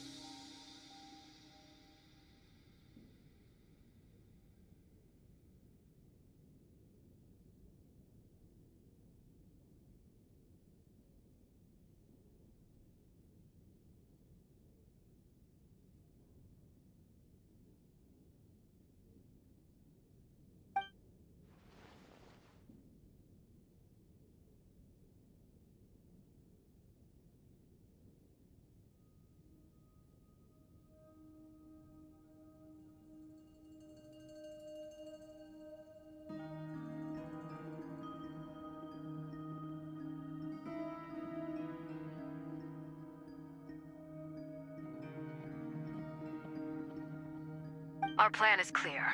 Time is short, so let's get moving. There's just never enough time, is there? Time is the bane of my existence. Ugh. Anyway, I'm gonna get back to work. All right, we'll do our part too. Yeah.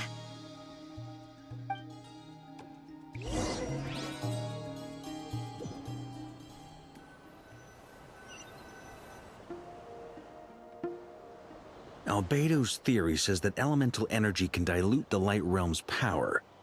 But I'm no expert in building elemental defenses. Sounds like something out of the advanced elemental theory section of the library. Whew.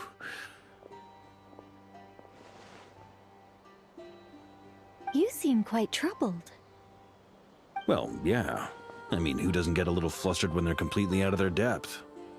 You were the very picture of confidence back when you approached the Hexen Circle. I could have been faking it through that whole meeting for all you know. Who's to say I'm not just a ball of nerves in a charming and gregarious package. Oh gosh, really? I'm so sorry, I had no idea. Well, you're all the braver for it. Still, I was much more in my comfort zone than I am here. At least in Mondstadt, you can cry for help from a cliff top and actually stand a chance of summoning Barbados himself. Things have never looked bleaker than they do now. If we don't pull this off, Tevat's doomed, isn't it? Oh, you think so? Actually, yes. Yes, it probably is. It's a shame. Don't put too much pressure on yourself.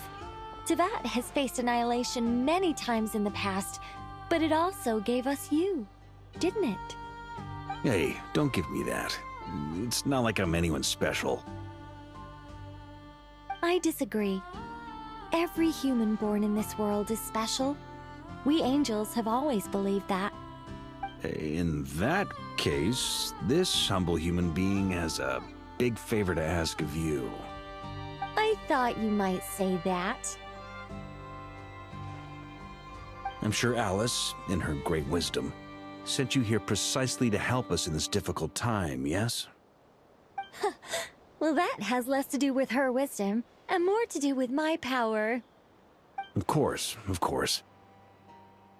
Well, the thing is, these elemental defenses we're about to build, I don't think it's a question of if they'll fail, but when. Durin's findings from his patrols make it clear that Dottore is constantly expanding his territory. First it was his lab, then the design bureau, and now this. It's not realistic to completely stop him encroaching on the rest of Nagrai. Rather, our goal should be to stall him for as long as possible. If Miss Sandroni's calculations are correct, well, they're the closest thing to certainty we have in this situation, so let's assume they are. Anyway, her calculations suggest that our best hope for victory lies in Miss Columbina's return. It's up to us to slow Dottore's advance and buy time for her to make a return. Are you asking me to help you with building the defenses? No. I'd like you to prepare for what comes next. When he eventually reaches us, we will have to fight him. You were an angel once and a mage now. I'm asking you to lend us your protection. Oh. Can I take it that you're triggering the terms you fought for during our three-way talks? Well, technically those terms were about protecting Mondstadt. But if you're happy to agree to the change in location, then yes, let's do that. You're cashing in on this much sooner than I'd imagined. Well, yeah. The way things are going, I might not get another chance. Very well. The mages have heard the knight's plea, and we will respond. To tell the truth, Alice and I had already discussed how we might help you all, so I didn't come empty-handed. I always like to be prepared.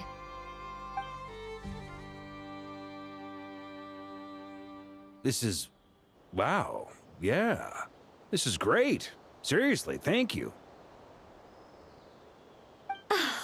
It's been many long years since I had a chance to dazzle humanity with a little divine intervention. To humbly serve as a reliable and responsible guide. Anyway, Knight of Boreas, please accept this gift in recognition of your great virtue. Go now. May the angel's blessing deliver you safely to your destination.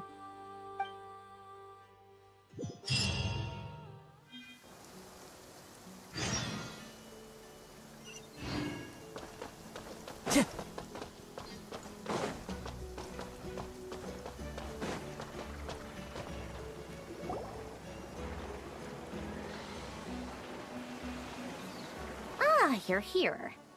Sandroni! How are things going? Glad you asked. You two are about to become the first people to lay eyes upon my masterpiece. Or should that be the first person and the first, specter? Hey! Whatever. Come, feast your eyes on this. Wow! We've never seen something like this before!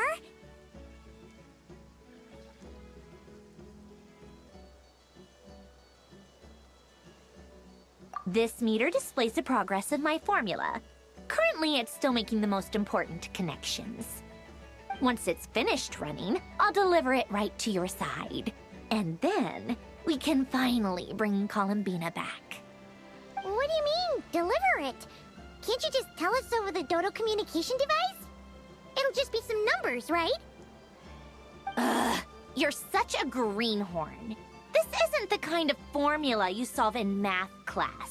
It's a highly complex algorithm capable of constructing a framework of rules. Ugh, whatever. We'll be here all day if I start trying to explain it. All you need to know is the formula must be completed before we can bring Columbina back.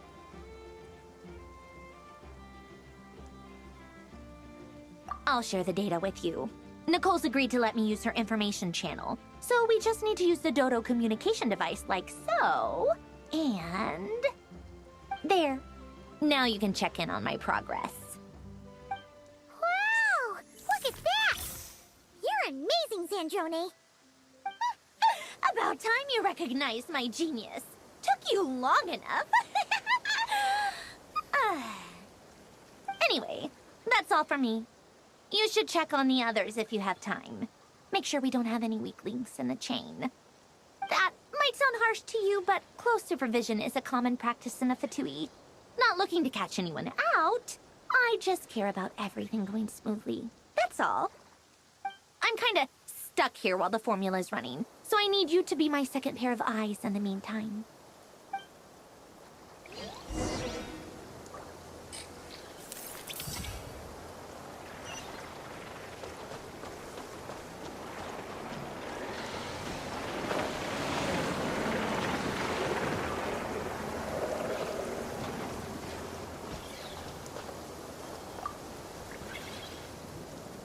Traveler, Paimon, a pleasure to see you both. Friends! How's everything coming along? Fairly well, if I do say so myself. Personally, I am ready to confront Dottore head-on. Ooh, you sound much more serious than usual. To be honest, I am not usually fond of exercising my full strength. For one thing, it's hardly conducive to maintaining a low profile. Besides, I believe one should have the right to choose when to show their hand. I am conserving my strength until the moment of battle is upon us. Anything to boost our chances of victory. Seeing you get into the zone like this really puts Paimon at ease. Huh, Traveler?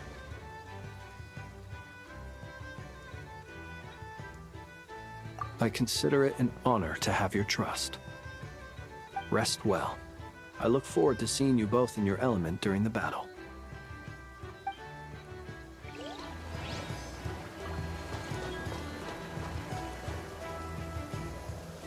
Thankfully, Miss Nicole has come to our aid. Nasha Town is now looking very well defended. Golden Flame.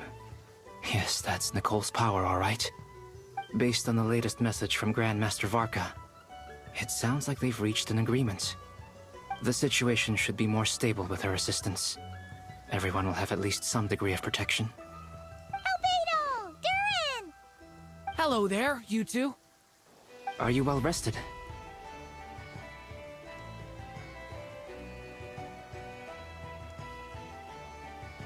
That's good to hear.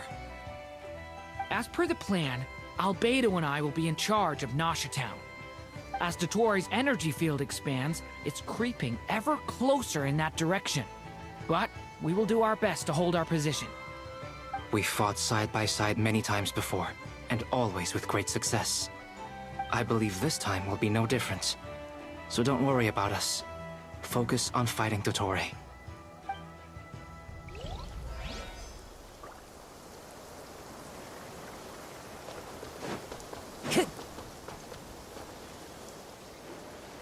Yes, Miss Moonchanter? What are you staring at? You always address me in the strangest ways. Lady Moonchanter one minute, Miss Moonchanter the next. Yes, and? Are either of those incorrect? Not as such. It's just that I simply call you Nefer nowadays. Uh-huh. That's my name. What's your point? The point is I don't add any honorifics or titles. Meaning what? That maybe we're on friendlier terms now than we used to be. Is that how you see it? And I thought I was the one with eye damage. Never! Wilma! Paimon, traveler. Just swinging by to check in on you. How are things going? Did you manage to get some rest? Don't worry about me. I won't slow us down. And I give my all to ensure our victory. Ah, yes. Allow me to give you two a quick checkup. Hold on. You're both in good shape.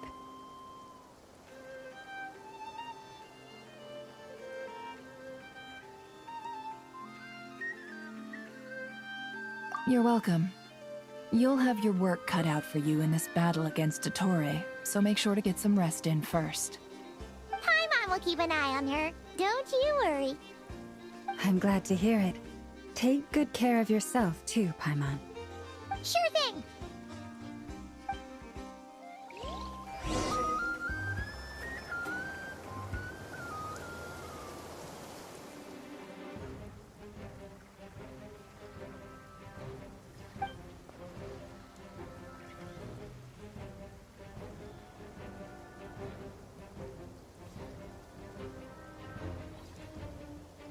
Here they come. That's quite a horde. As we expected. Get ready, everyone! Take your positions, and prepare to engage. Let's begin. I'm at the ready.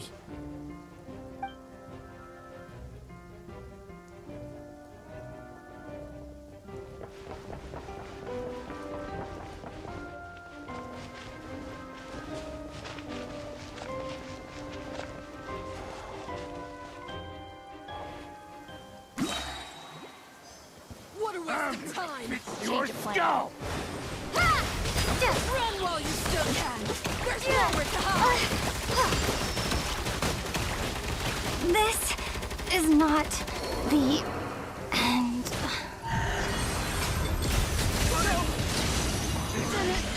Take too long. Be silent. Another one? Got a Reggie with your name on it! You're pretty strong.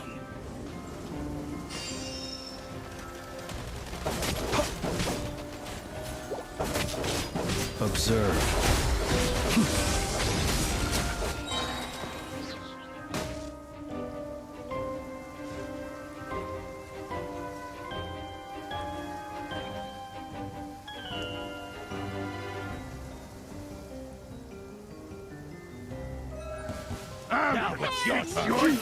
For the everlasting forest. Yeah. It all adds up. Seek within. Can't hide the truth.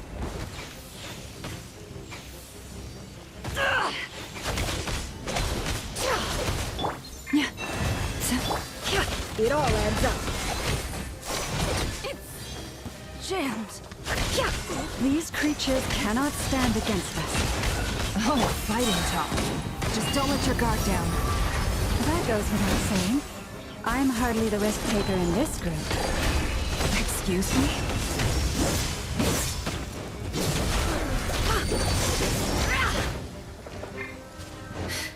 It all adds up.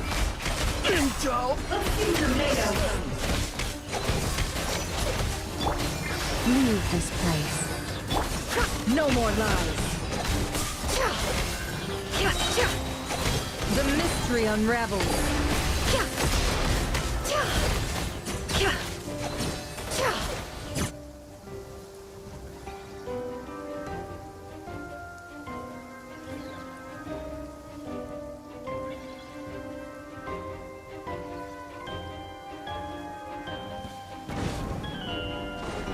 Feel this ancient power. Burst forth.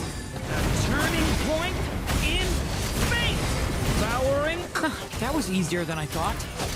Naturally. What do you mean? Is it because as created...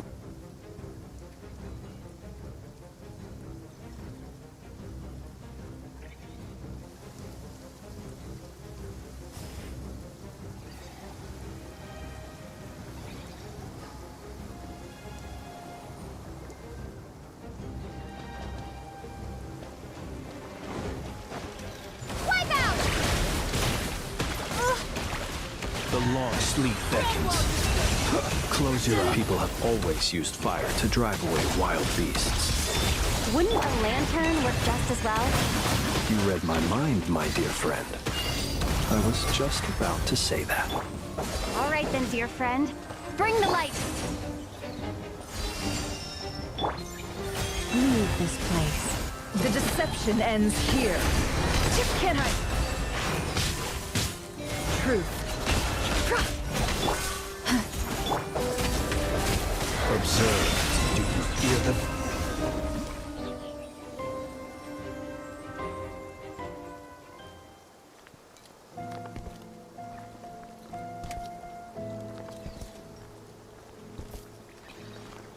You're looking well.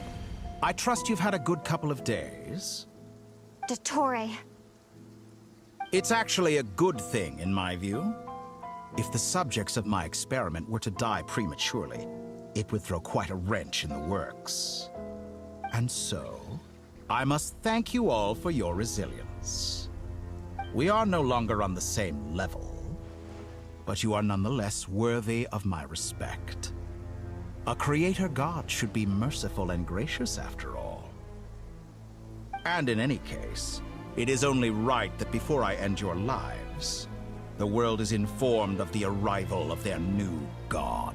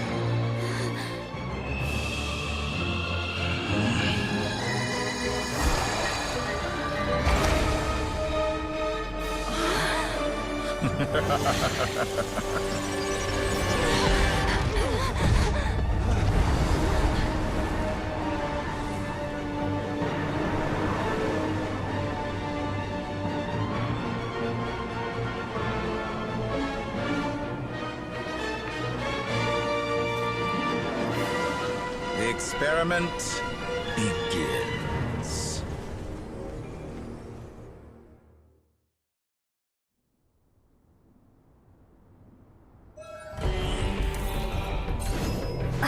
With the marrow of the 3 moons in my hand, behold the false moons fall!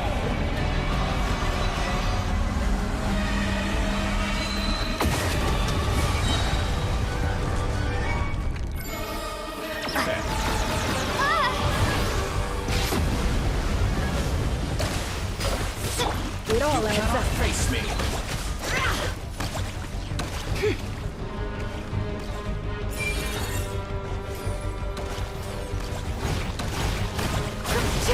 Can't hide the truth.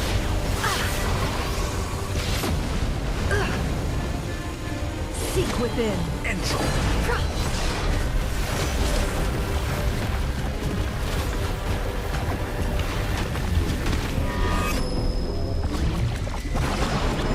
Beware the creatures of the night. Be silent. I think that would hit me. With one heart, we pray. First, like an ant in my palm. Keep your distance. Oh. I've been moved inside another space. And it's sealed off. Looking at the structure of it, it seems like Dottore intends to trap us here. There's no exit. Our endurance is about to be put to the test.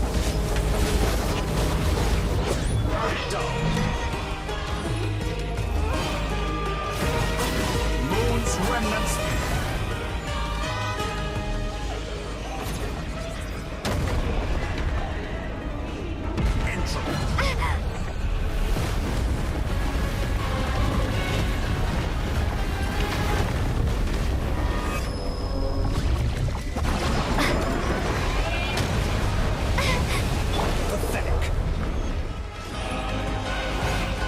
stalling for time. Be shackled. No more lies.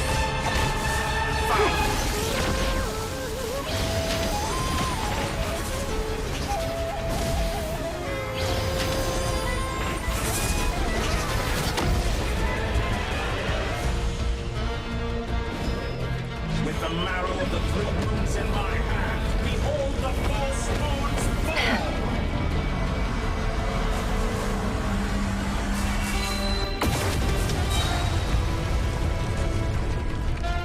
Tell me, where will you try scurrying off to next?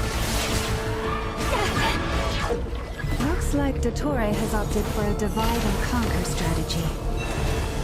But we will not allow him to triumph. Now, I shall pray for our victory.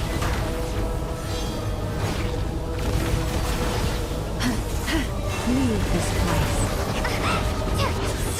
Entropy bends to me.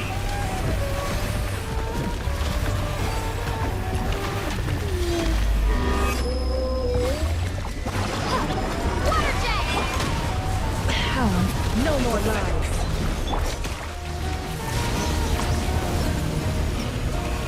Be shackled. Found.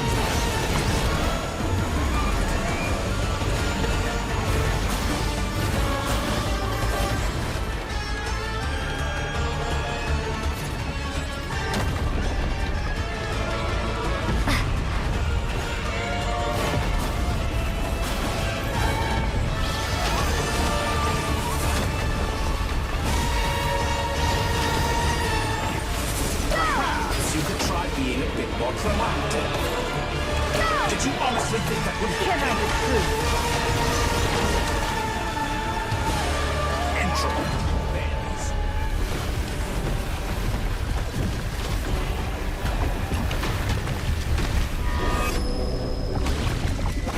No more lies. It all adds up. Be annihilated, that which cannot stand against me. I better wrap this up. What's this supposed to be? A knockoff version of the space Columbina got trapped in? There really is no way out. We'll see about that, Dottore.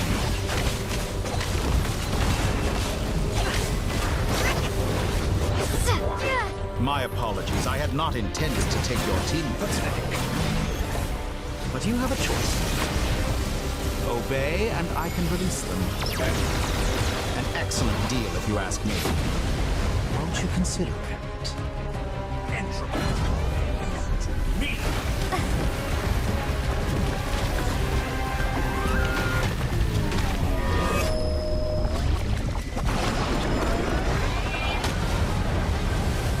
Did you honestly think that would hit me? No! You cannot face me.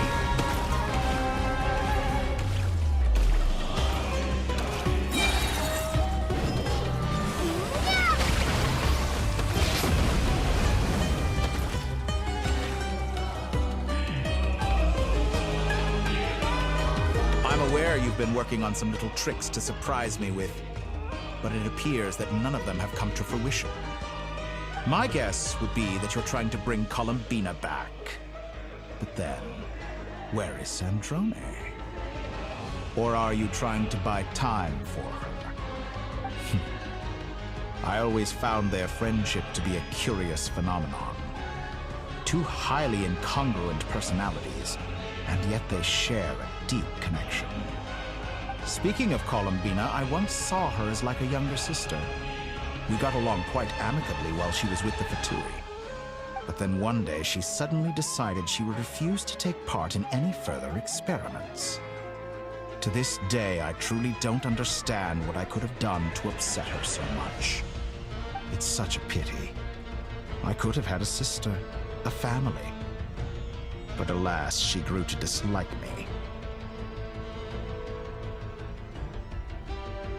You're not fit to be family to her. That I can't deny. So many people, all obsessed with playing out the same tired old dramas. This world is rotten to the core. And then there's you. You had every opportunity to reach the right conclusion. The thought of killing you off like this? But I maintain that I approached you in good faith, so I will offer you another chance. Will you work with me? You have until I count to 10 to make your choice. 1, 2, 3. Not in a million years.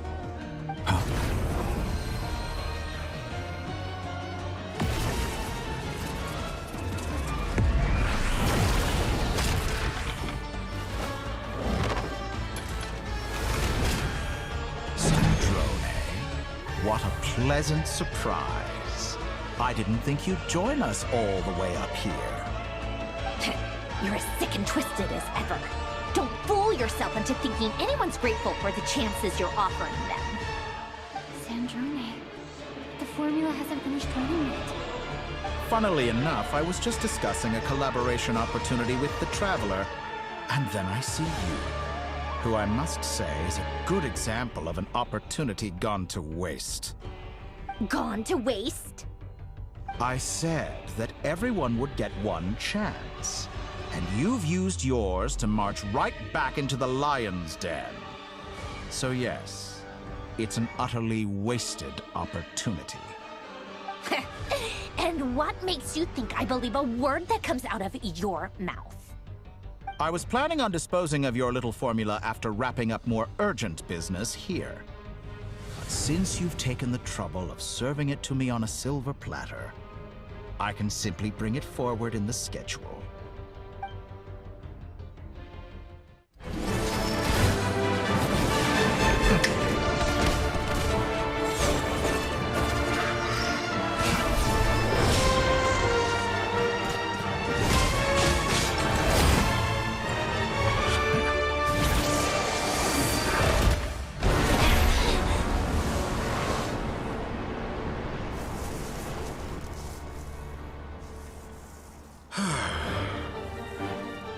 Is this your life's work? This piece of trash?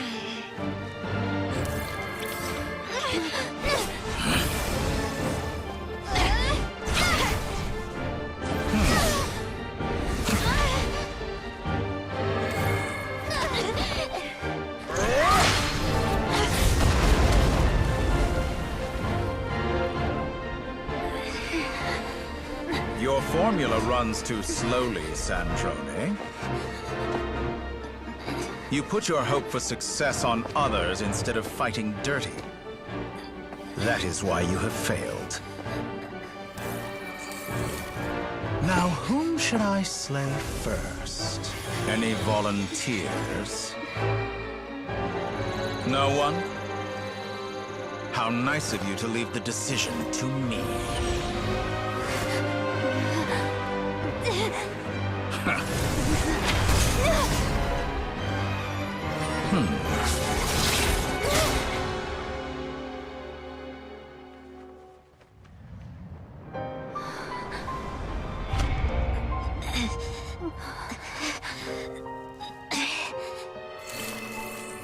Oh, how unexpected. Sandrone, any last words for me, comrade?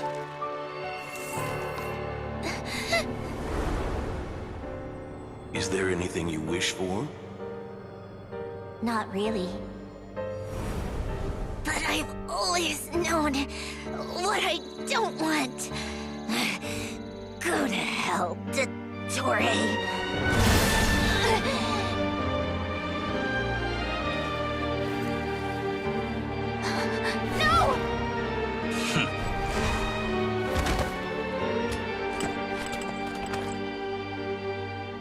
And now, you have failed.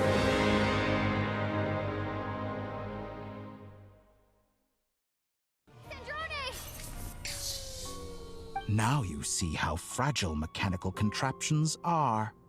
Just a gentle tap, and they fall to pieces. However keen of an inventor Sandrone may have been, her death spells the end of the formula that was running inside her body. Of course, I have to commend her for making it this far.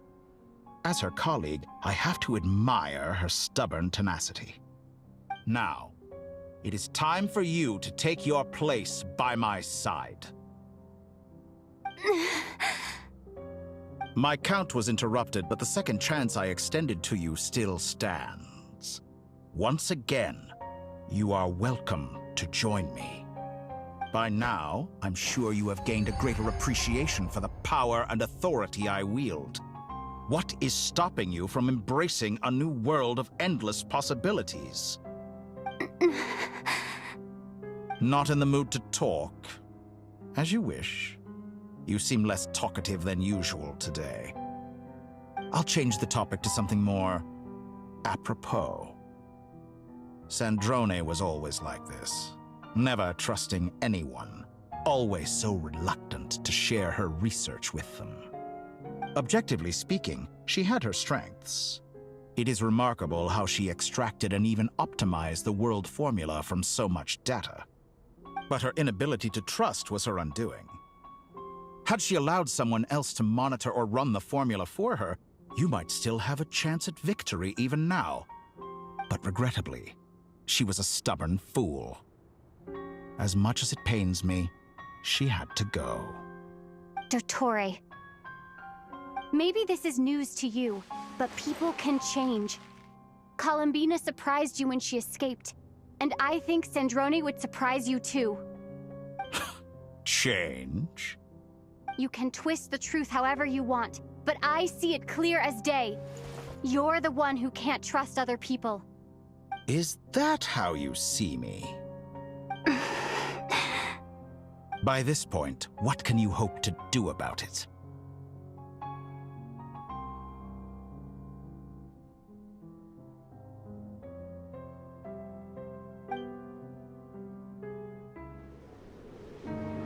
It is pointless to fight on. You've already lost. Wrong. You can't win this, Dottore.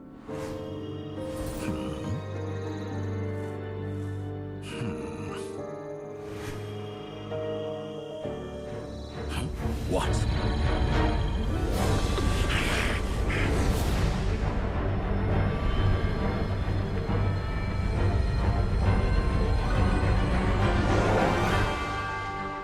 My formula can get us 90% of the way.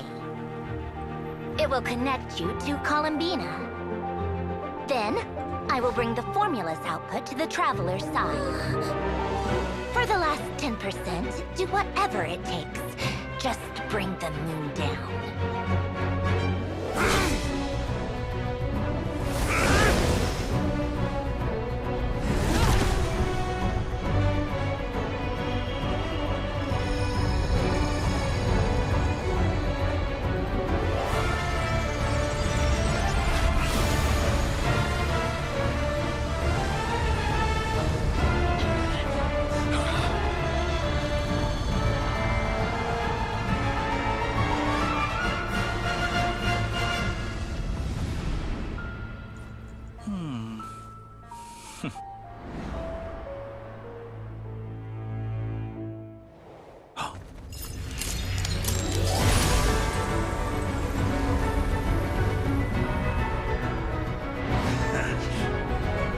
The moon will never be yours.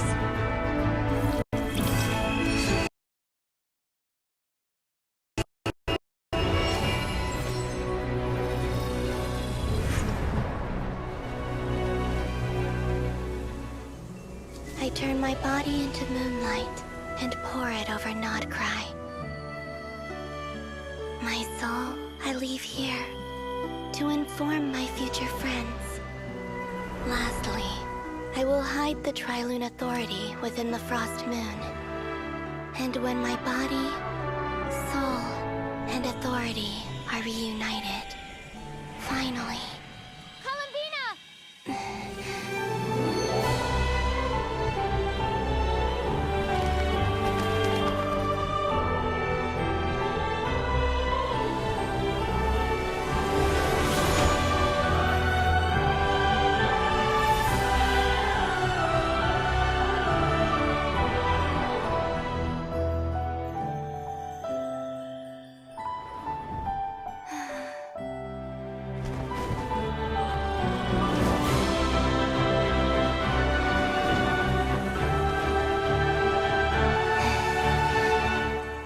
It's been too long.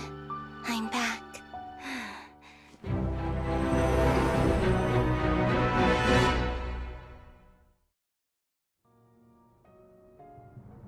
Stay focused on the battle, Traveler. What a touching reunion. Though I personally find myself repulsed by the sight of weaklings huddled together for war. Now, you're quite finished patting yourselves on the back. Show me how long you can struggle before you drown. Watch out, Columbina! He can manipulate space itself! I know. Wait for the right moment. We'll strike together. Found it.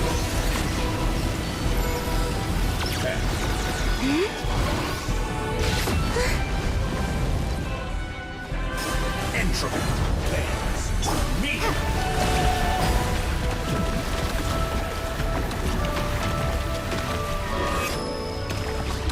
Water jet! I expected this experiment to last longer.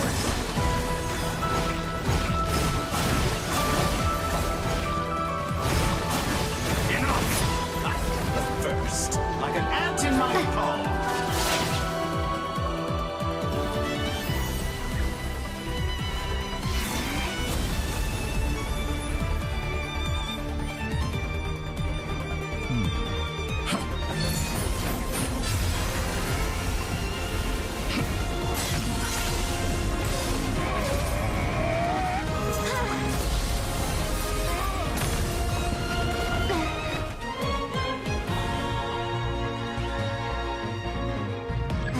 You the new moon's blessing. The new moon shines upon you. I am growing weary of your stubborn... It's over, Dottore!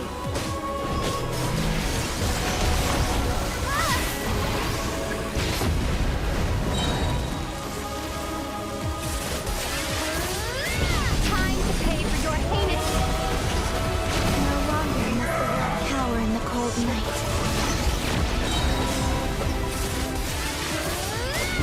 Future is Let the moonlight dispel the darkness.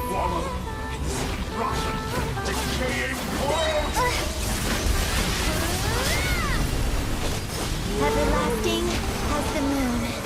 Only I could shape the new world. Only I.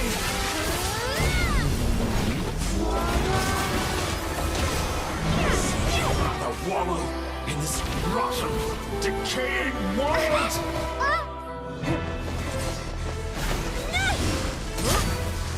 Willfully blind. How can you be so satisfied with your fate?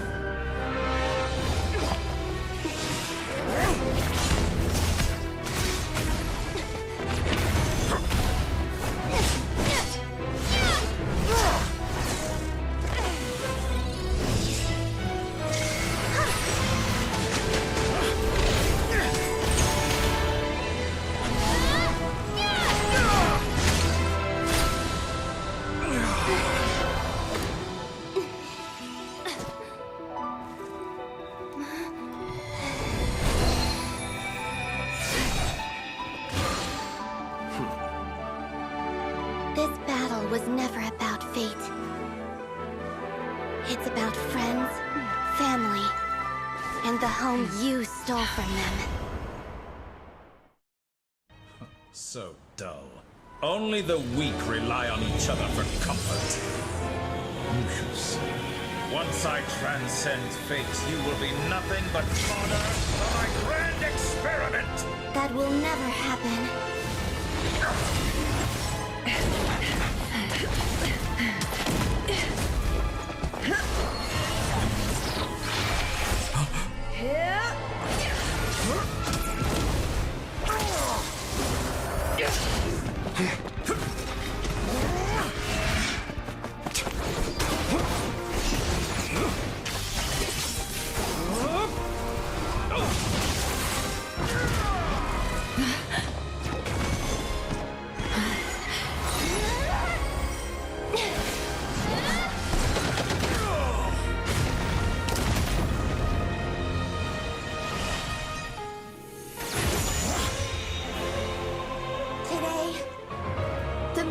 touch this world once more!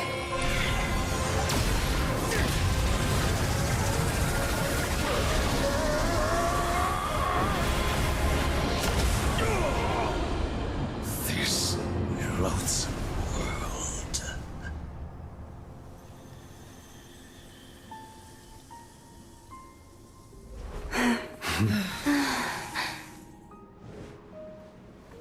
No. This world is our home.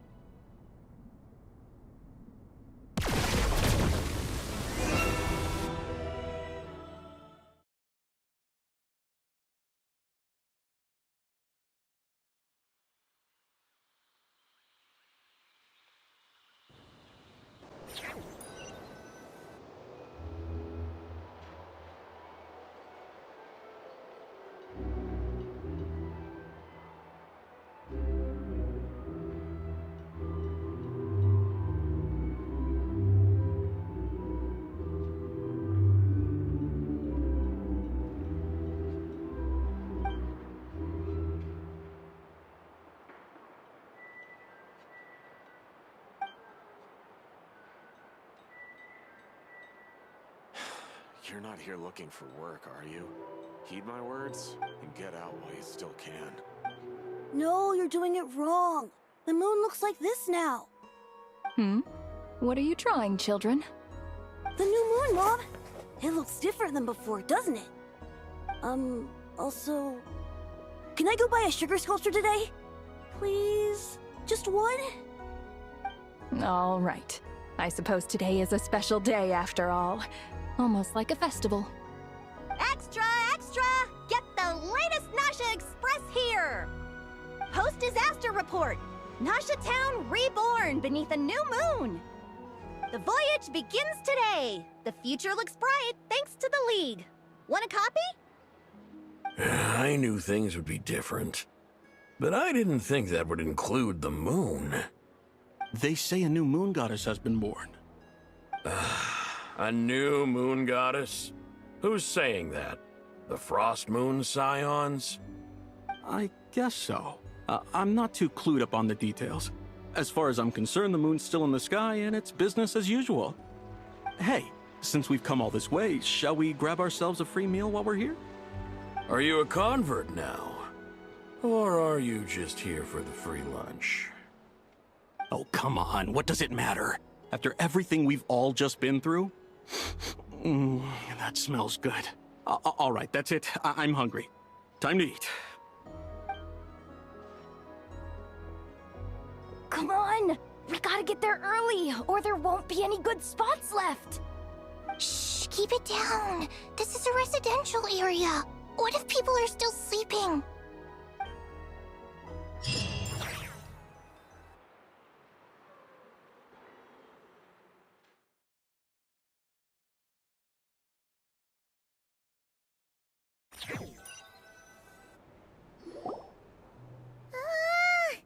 Why is it so noisy outside?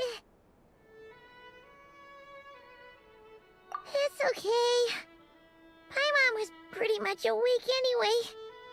It's been so long since we last had a chance to relax, huh? Feels like time is moving slower than usual. What about you? Did you rest well?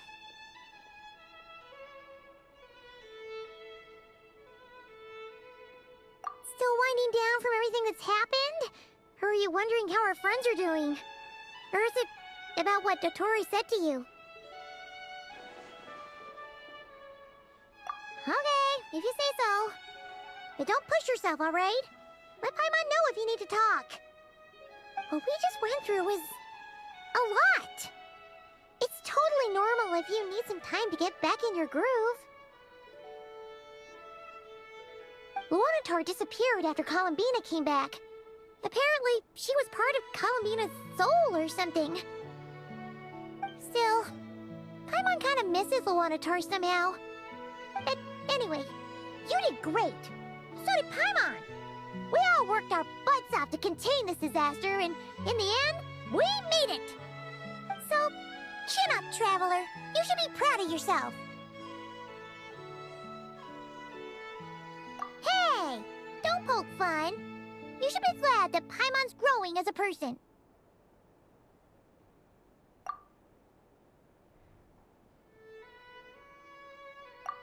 Paimon didn't think you'd mention it.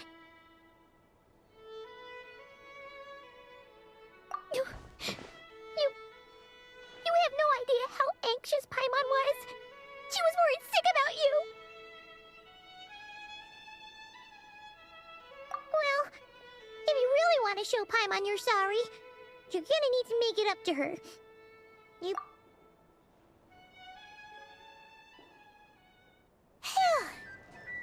Okay. Paimon's full now.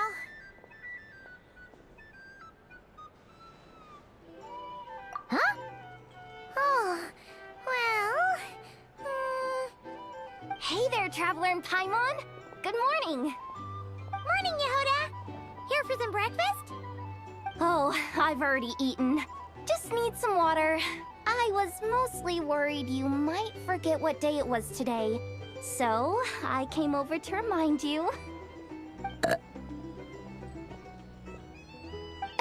Careful there, Paimon.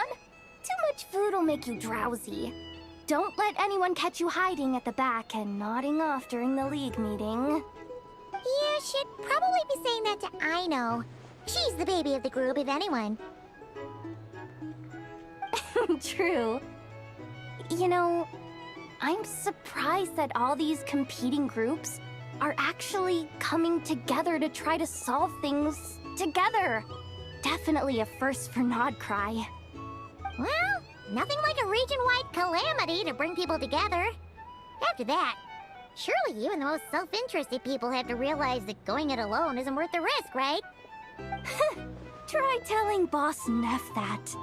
She's not exactly convinced that people are gonna get with the program. Really? But if she's so pessimistic about it, why'd she agree to be the Curatorium's representative in the League? Probably 'cause even though Unity sounds like a pretty far-fetched idea, the benefits it would bring make it worth a shot. I think things will work out, though. I swear, Nodcry feels like one big family now with everything that's happened. More than it used to, anyway. Paimon's with you on that one. And it seems like plenty of other people agree, too. Just listen to the bustling streets! All right. Everyone's been rebuilding these last 2 weeks, and the evacuees have been coming back in droves. Life's slowly returning back to normal. Which means my workload's probably gonna shoot back up. Were you about to head out? There's still some time before the ceremony begins, you know. Yeah, we were gonna take a stroll around the square and say hi to some friends first. Sounds good. See you later then.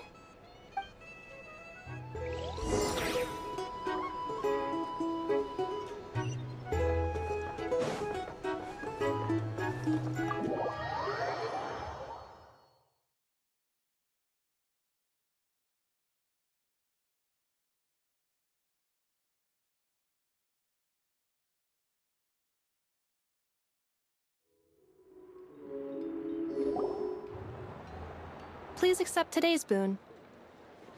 Have a nice day. Are Paimon's eyes deceiving her? Or is that Inefa handing out food for the Frost Moon Scions? Hello there. Would you like a feast of the moon, along with some snacks of the day? So, what's new, Inefa? It was only a few days ago when we last saw you, but it looks like you've joined the Frost Moon Scions in that time. And Aino too? What are you talking about, Paimon? We're just here to help, duh. In the wake of the disaster, it's all hands on deck. We responded to Lama's request for support. At times like these, the smallest good deed can inspire others and help them through the hard days ahead. And we're using eggs and heating tubes to make that a reality, in true Kromkake Crab Shop style! Enough! Did you hear that? The Traveler said I did good. The Traveler! That's because it's true, I know. Proposal. If you can resist eating today's dessert, I will provide you with compliments, too. No way! Well, that proposal got shot down quickly. I need something to get me through the hard times too, you know. Mom! Yes, dear. Go right ahead. Excuse me. Could I take a photo with the robot lady? She helped us get safely out of Notcry, and she helped us get back home too. She's the best. Of course she is. And since I'm the whiz kid who built her, that makes me even better than best, right? But you stole my snacks, though. Oops. Shall we move to the open space near the center? The view there is better. Thank you!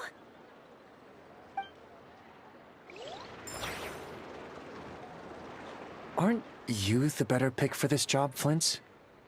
You underestimate yourself yet again, Master Ilua. Not at all. I rarely come by Nasha Town. I don't know any of the big shots here. All in good time. Socializing is a step-by-step journey. But you're much further ahead on that road, aren't you? You're not seeing the full picture.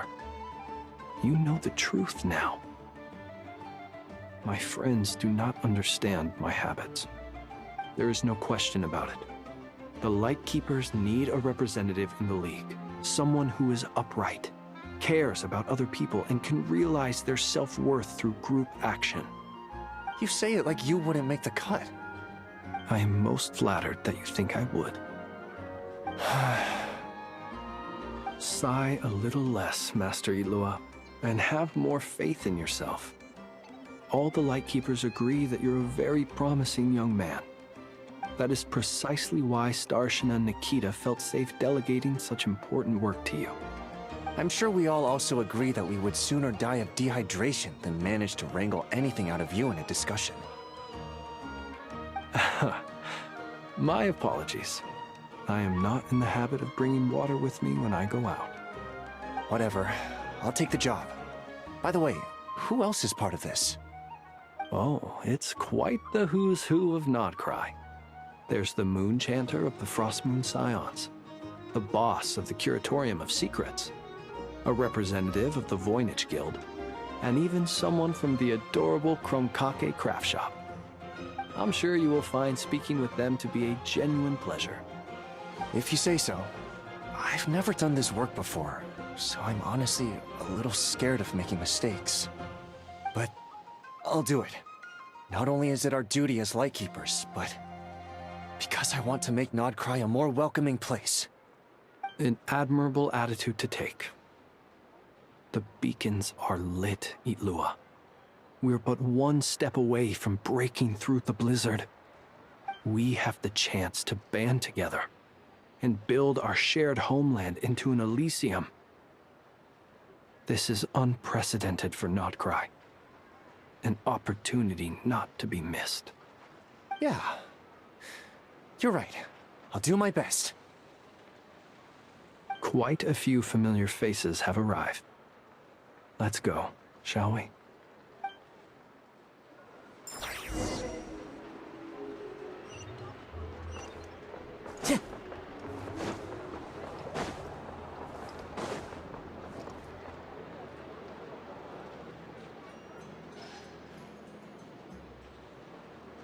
Wow! Everyone's here!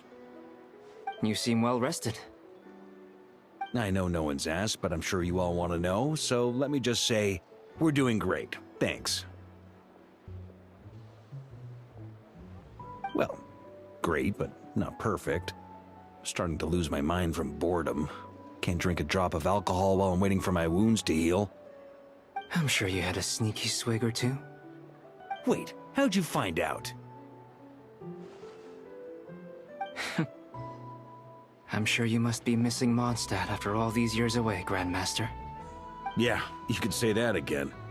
Every time I get news from Mondstadt, it makes me want to go back and see the place for myself. Honestly, once things are wrapped up here, I think it'll be time to head back home. Hey, looks like someone's taking the stage. Can everyone see okay? Anyone need a boost? I'll just listen from the back. It's fine. You're taking this pretty seriously, huh, Durin? Well, it's not every day that I get the chance to see how people speak in official settings. Soak it up like a sponge. I'll make sure you get a chance to practice for yourself later down the line. Actually, I know just the thing. You can debrief the Knights of Favonius for me. Mr. Varka, are you forgetting that I'm not a Knight of Favonius? I can knight you. Any particular title you'd like? Is he joking? I really can't tell. You'll have to figure this one out for yourself.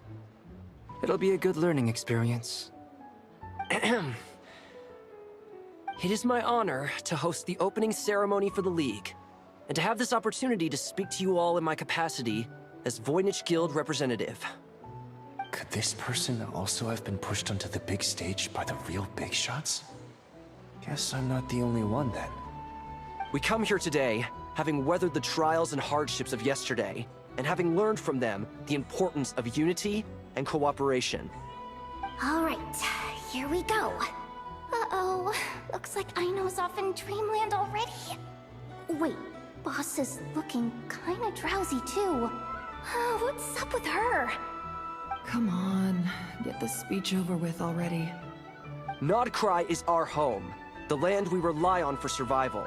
And as we chart a course for the future, may we persevere through the storms ahead as we sail towards a new era of prosperity, freedom, and hope.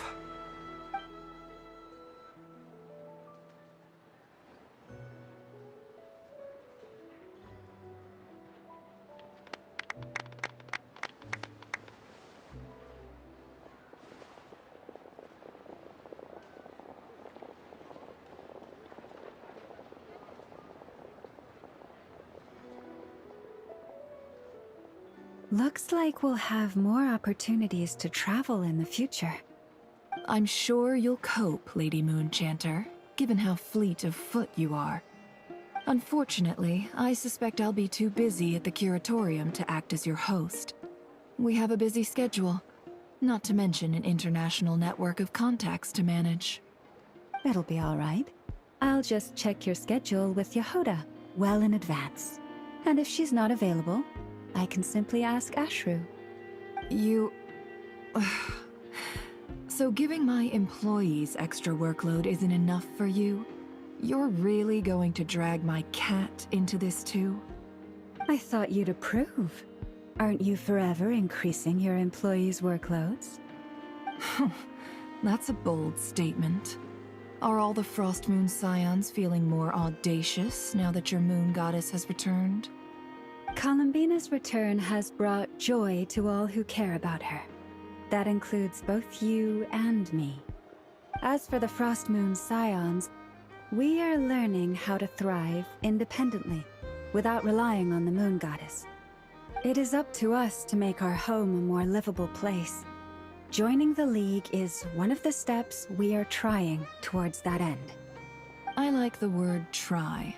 It's nice and non-committal. You can opt out at any time and still say you tried. You don't see a bright future for the Frost Moon Scions? Or did you mean the League? I'm just not as optimistic as you. The Frost Moon Scions should count themselves lucky that they have a leader as stubborn and enterprising as you. But Nodcry's a big place, with all kinds of people. Most of them don't enjoy answering to a leader, or even listening to reason. Well, that's where you and your methods come in. Unless... The Curatorium of Secrets is only here for appearances. For now, yes. And that won't change until this venture becomes worth my while. What would make it worth your while? Getting out more than I put in. Right now, I'd barely break even, but I'll grant that it's a good start for Nodcry. Then maybe it's worth a try. All right, you can stop now. Or do I have to join the Frostmoon Scions before you'll get off my back? You'd be very welcome to join us. Hey, you two! Congrats on all your hard work! What are you chatting about? Nefer was trying to dissuade me from adding to her employees' workload. Also, she's considering joining the Frostmoon Scions. Sorry, what? Your conversations are always the most interesting. Would you two care to join me for some tea before heading to your next destination?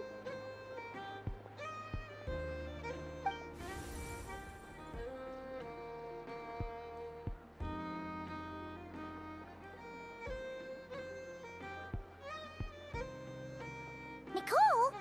Wait, where are you? Aren't you gonna show up today? Sadly not.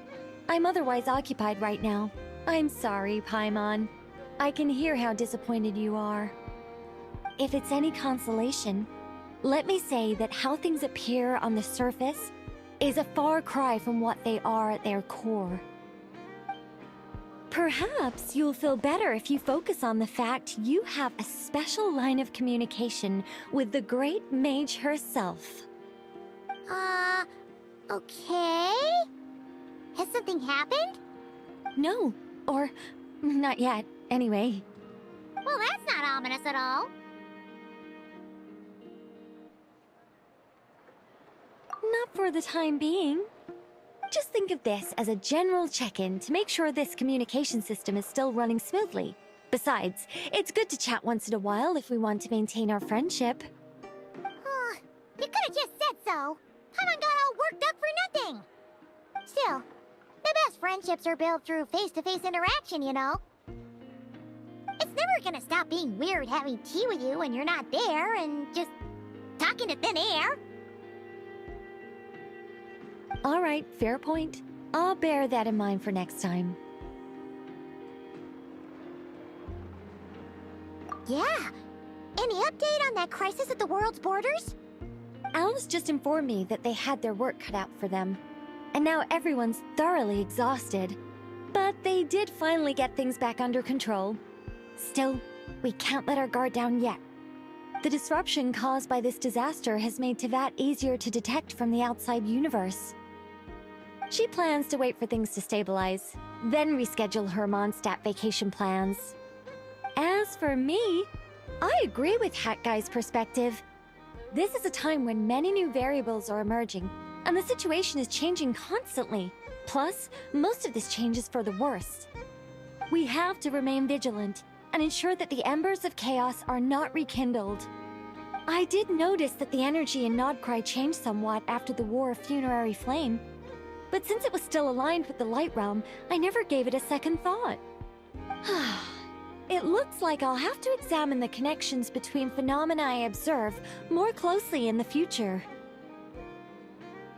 Just doing my duty. It's more or less second nature by now. Of course. To give you the full picture, I'd have to start with the substance from which angels were formed. Never mind. Paimon's right.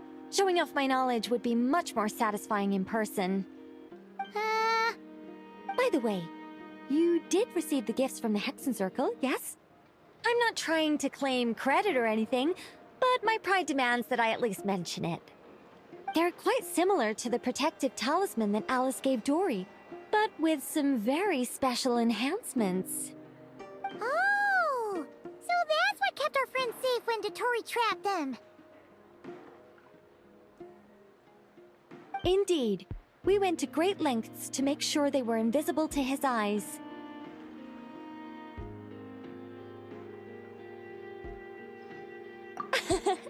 I'm so happy they came in handy. Still, not fishing for gratitude, by the way. I I just want you to be aware that sometimes your friends may be protecting you in ways you cannot perceive. Anyway, I'll contact you if anything else crops up. If not, you know what they say, no news is good news. Oh, my angelic instincts are tingling. They say you should head to the docks next. Your friends are about to board their ship home.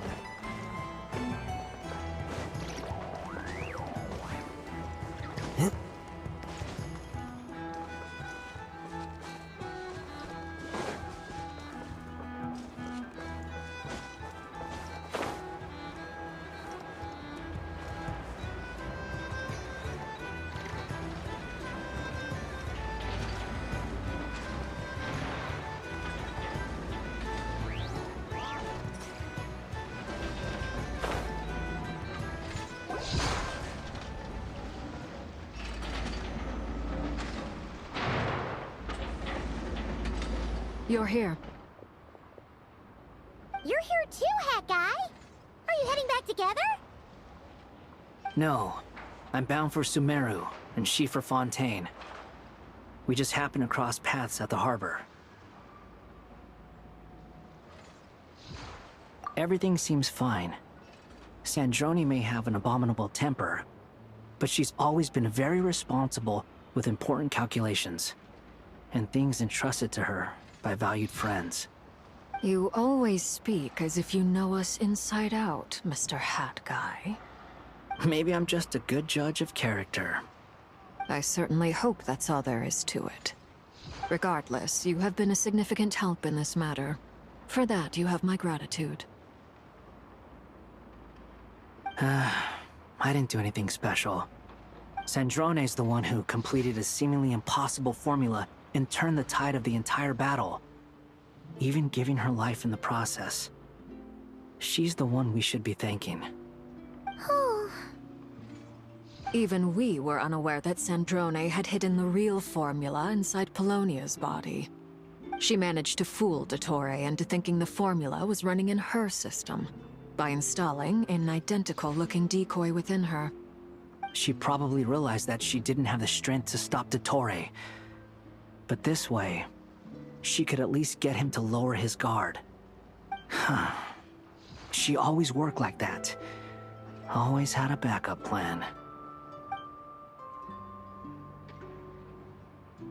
Well, that's why I'm traveling to Fontaine. She made a request of me long ago, and the time has come to fulfill it. Think of it as her will.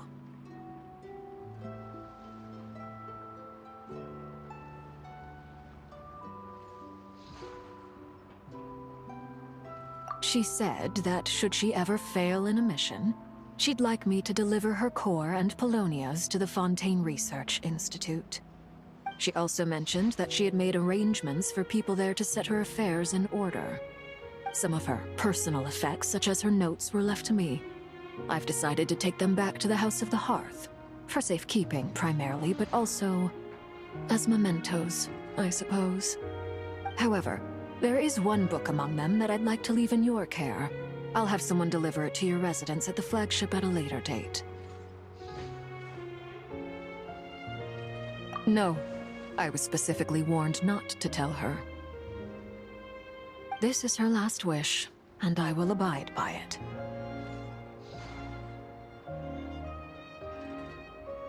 I can only hope so, but none of us here can know for certain. I bade farewell to Columbina earlier today. As promised, she turned the iridescent moon's marrow over to me. She spent a long time with Sandrone's body, saying her goodbyes. Oh, is she alright? Sandrone's passing has left a great wound in all of our hearts. It will take time to heal, but Columbina surprised me. She offered me some words of comfort before I departed. Despite being grief-stricken herself, she showed an awareness of the feelings of others around her. She never used to act like this. Clearly, she has grown. And I suspect that we have you to thank for much of the change we are seeing in her.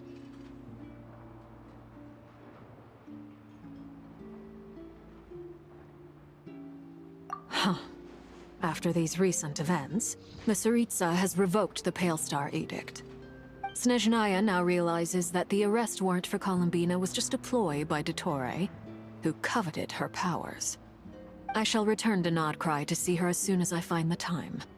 I hope that from now on, she too will explore more of the world. Columbina Hyposelenia's journey is only beginning. My ship is here. Traveler, Paimon, we shall meet again.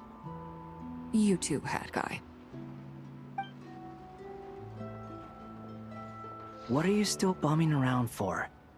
Isn't Columbina waiting for you? I thought today was the day you'd agreed with her to go find out the truth about your sibling.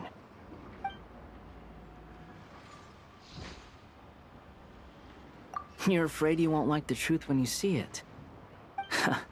Well, this is new. I was starting to think that nothing could scare you.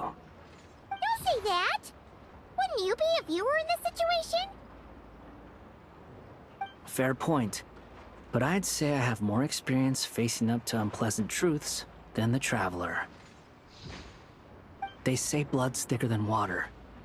I know how much you need your family back. More than you need any of your friends. And I'm sure that all your real friends understand that too. No matter what the truth turns out to be, they will stick by you and support you, whatever decision you make. Finding the truth is important. But more important still, at least, that's the life lesson I've learned from my experience, grappling with the truth. What? Now that Dottore's dead and gone? A little, I guess. But it hasn't solved everything. Maybe I regret not getting to end his life with my own hands. Or maybe it's something else. But for whatever reason, I still feel like I have a chip on my shoulder. Either way, I'm going back to Sumeru. Lesser Lord Kusanali is gonna need help dealing with all the chaos Dottore left in his wake. Not just from this incident, but everything he did in the past, too. You should continue with your journey, as you've always done. Who knows? Maybe we'll meet again someplace else. So, what should we do now? If you want to explore a bit more to steady those nerves, Paimon's game! After all, when Columbina said she knew where your ship was hidden, Paimon promised to give you two some alone time with the truth. It hasn't been all that long since we were last apart, sure, but with Columbina there, Paimon's sure things will be just dandy.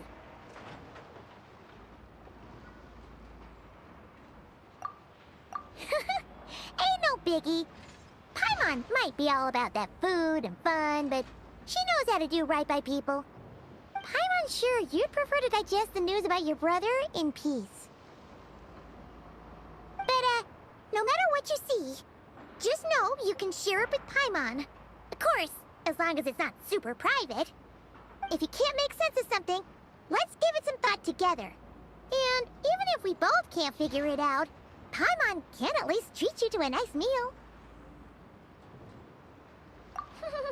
Glad to hear it. Feel better now? Alrighty. Next up, time to meet with Columbina.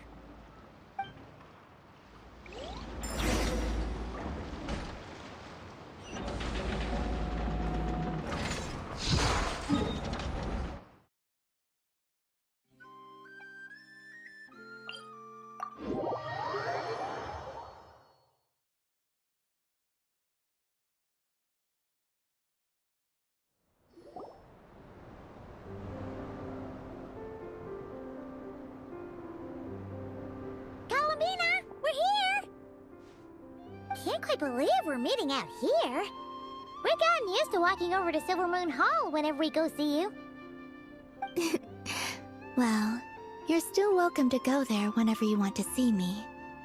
It's just, Now that it's all over, I've decided to make some changes. Try and fit in with the Frost Moon Scions, like Llama suggested. The older generation are still timid around me. They don't dare get too close, and they bow their heads when I walk by. But things are much better with the children. I see more curiosity in their eyes. Hopefully, by the time the next Moon Prayer Night comes around, I can enjoy the festival with them as myself, without having to pretend that I'm only dressed up as the Moon Goddess. You'll do fine, Columbina. Paimon's sure they'll realize you're super nice once they get to know you better. You really think so? When we first met, you thought I was a little up in the clouds. We were just starting out then, come on! So Llama told you, huh? I'm only teasing. I know that I have you to thank for pulling me back down to solid ground. It feels good to finally stand firm on the earth where I was born. Oh, that's great!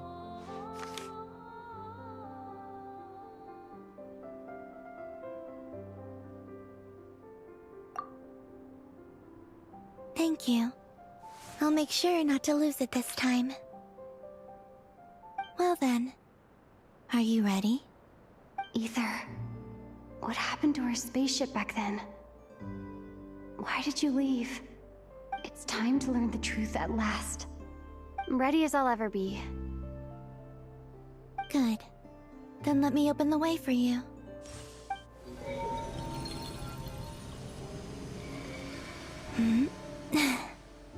Where does this lead? To our shared destination. Huh? Do you remember me telling you about my missing prologue back when we just met? I said that my story began on the moon. But while I was inside the moon's reflection, I realized that my prologue was really hidden in the future. I just had yet to discover it at that point. The story of the time before I was born was in fact the story of my distant future. It's truly fascinating. But when I obtained the Trilunar Authority and returned to our present reality, I sensed something I hadn't expected. Your prologue. So you mean... Yes, your spaceship. All this time, it has been hidden on the Frost Moon, which lay beyond the sky.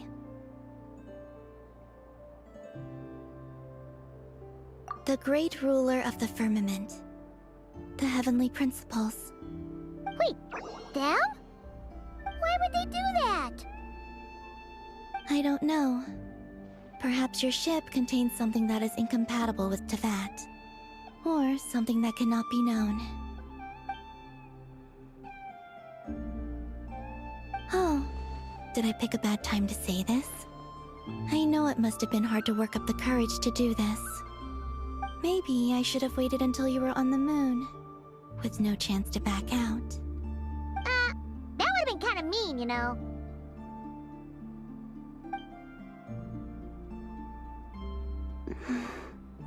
Take me there. Oh? Whatever is hiding in that ship, it belongs to me and Ether. Those memories belong to us. No one else has the right to decide whether I should or shouldn't know about it. Not even the heavenly principles. Very well. Then let's go. You two take care, alright?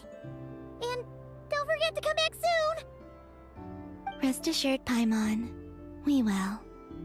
Traveler, after you. Thinking about the story that we'll find hidden on the moon? Yes. And hoping that it has a happy ending. Stories like that don't exist, you know? You don't believe in happy endings? I don't believe in endings.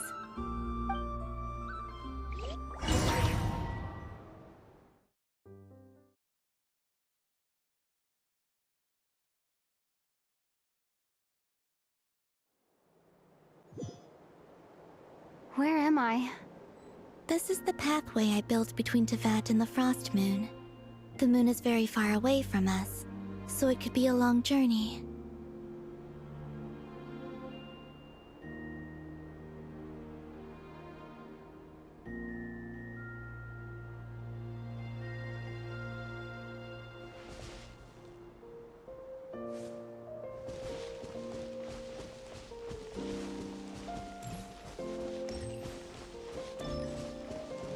After I obtained the Trilunar Authority, I unwittingly saw past events from many of my friends' lives. One was Lauma. She was so young when they chose her to be the Moon Chanter. From then on, the Frost Moon Scions looked to her to bring messages from their goddess. But, for better or worse, I had left Hisi Island before she was ever born. It was not until much, much later that she met me. I think it's for the best.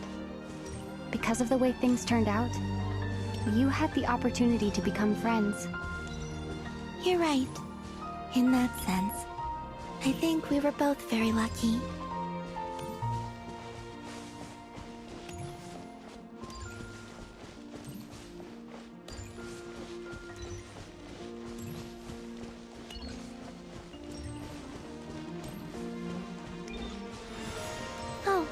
And about that mage, Nicole.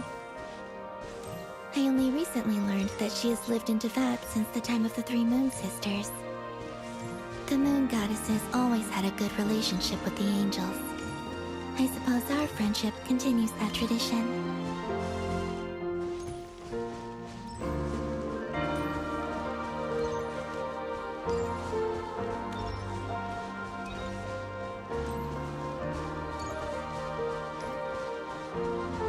And then, there's Zandrone. I never knew that much about her, beyond the fact that she was created by someone called the Lord Artificer. She, too, suffered for a long time before joining the Fatui.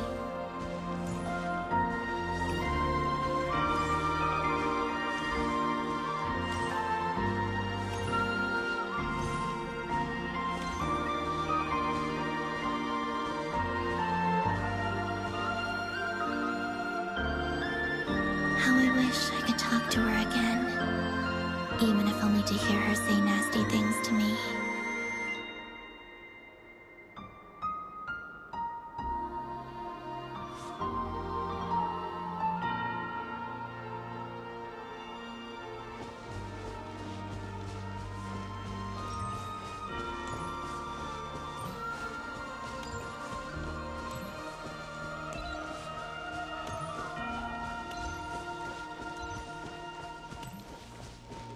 Also, I saw your sibling's story.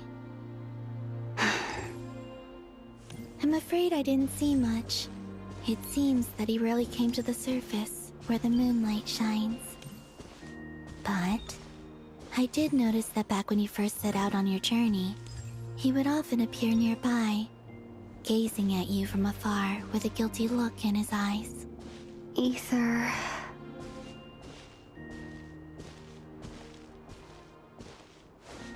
Let us speak no more of the past.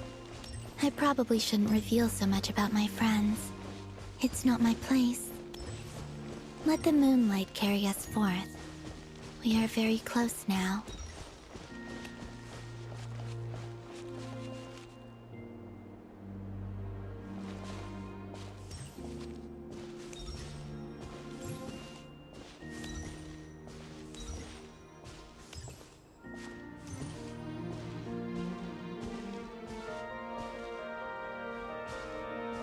After this, I'd like to bring some Kuhenki to the moon as well. If they're willing, of course. What about your other friends? Will you bring them to visit too? Certainly. But I'll need to tidy the place up first. This home hasn't received any guests in a long, long time.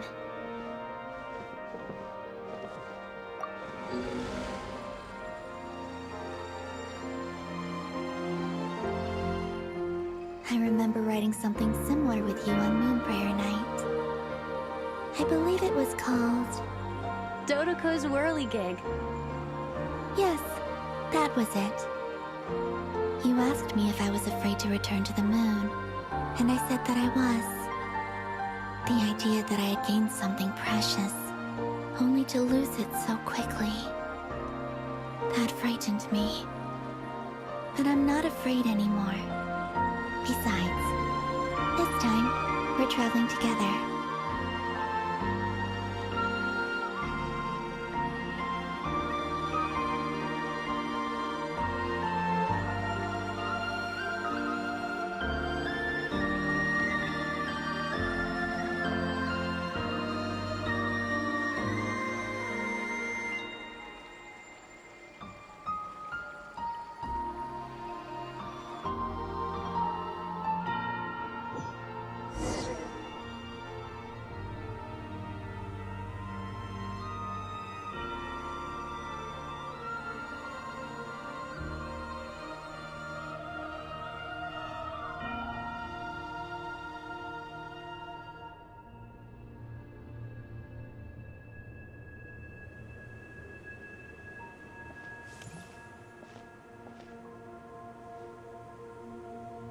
We're here.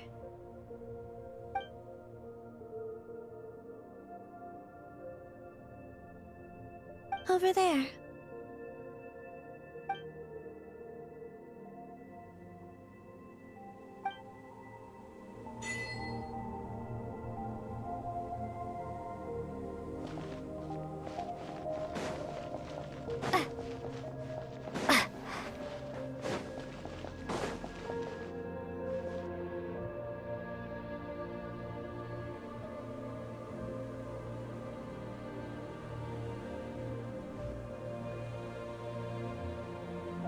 Our spaceship.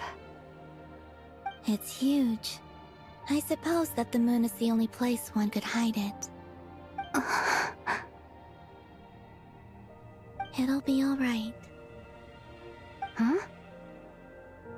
The way you feel in this moment, I went through it too, on Moon Prayer Night. The door was right in front of me, but I struggled to find the courage to step through. Solitude for me once meant living a life in which even I was absent.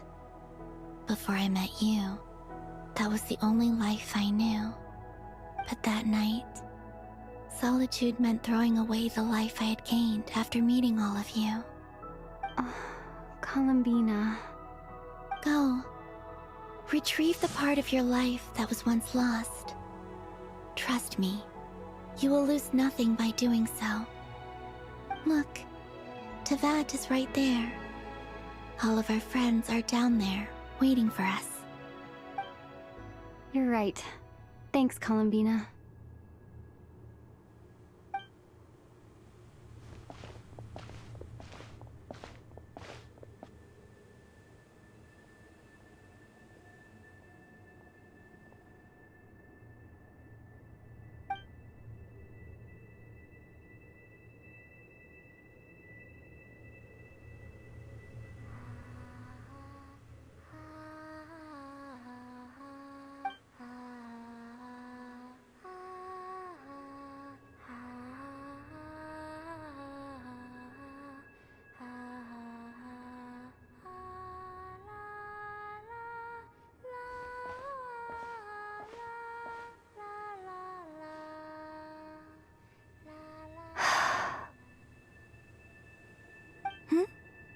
Finished? Yeah. Why did you take your eye mask off? Well, since my return, I've decided to take more opportunities to see the world with my own eyes. Besides, I've always wondered how Teyvat looks from the moon. And what do you think? It's beautiful. I could spend a whole day here just gazing at it. What about you? What do you think of the truth you found? I haven't looked at another person's expression in a long time, but I think yours is saying it was neither good nor bad. Keep this up, and it won't be long before you give Nefer a run for her money. Oh, I don't think that's going to happen. I'm much more used to sensing what's going on around me with Kuvaki. I think I'll save my eyes for seeing special moments I really want to remember. I read the spaceship's flight logs. I always assumed that this was my first time in Teyvat. I thought that Ether and I must have been hibernating in space for centuries on end. But the logs show that our spaceship flew over the skies of Teyvat once before. A long, long time ago. Flew over? So you didn't land? No. The ship barely came to a stop before flying on again. After that, it continued traveling through space for a long time. Some of the data is corrupted, but I suspect that it kept flying for thousands of years. It was only after that that the ship made a forced landing in Nodcry. When Ether found me, he came from outside the ship. Could this mean that he left the ship long before I did? Maybe even during our first pass over Teyvat? Are you alright? Yes. I can feel that the truth is coming together, one small piece at a time. I remember Ether telling me that when he first arrived in Conria, he could not recall the past. So this might be something that even he doesn't know. Here, I made some space for you. Your mind must be racing, and this seems like the perfect place to relax and clear your head. Oh, wait, there's one more thing. What is it? Wait here a moment.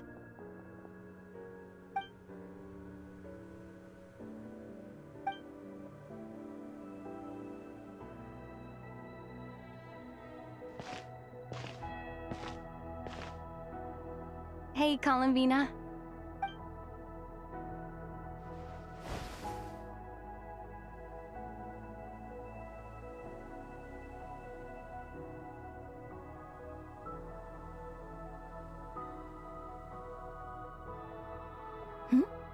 Is that a new outfit? An old one, technically. It's been in a cabinet inside the ship this whole time. It's a matching pair with Ether's. He's always liked this set more. Huh. I don't think there's a huge difference.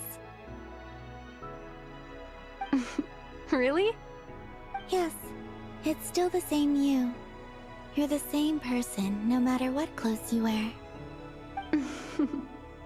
Only Columbina would make an observation like that. Traveler, do you consider Teyvat your home? Home is wherever Ether is. But then, after all the time I've spent here and everything I've been through... Yes, I'd say it's my home. Would you change your answer if Teyvat changed appearance? I mean, if the truth about Teyvat turned out to be different than what you thought. I don't know. But I don't think so. The truth is not what matters most to me about Teyvat.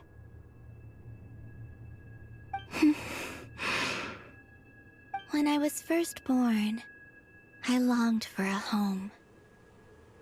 And when you get something before you're mature enough to understand the world, you just take it at face value. I thought that a home was a transaction.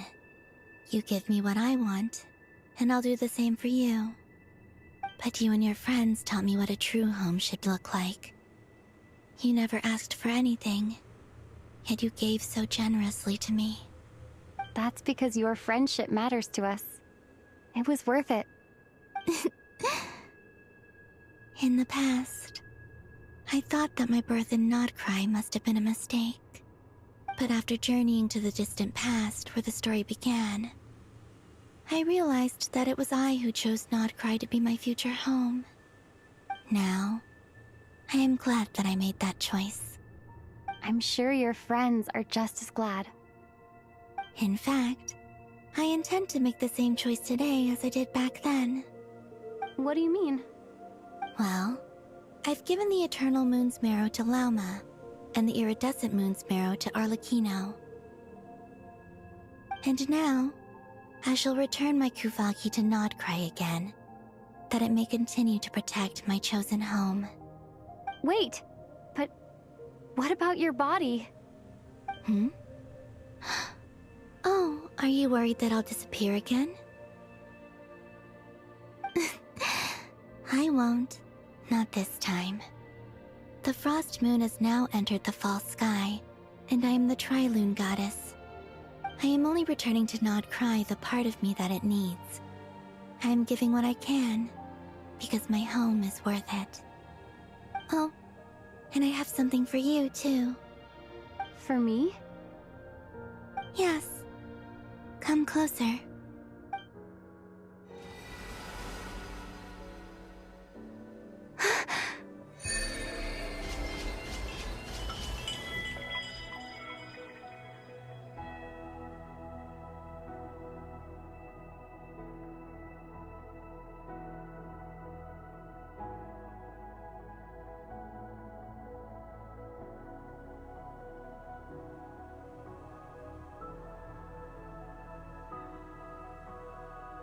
What was that?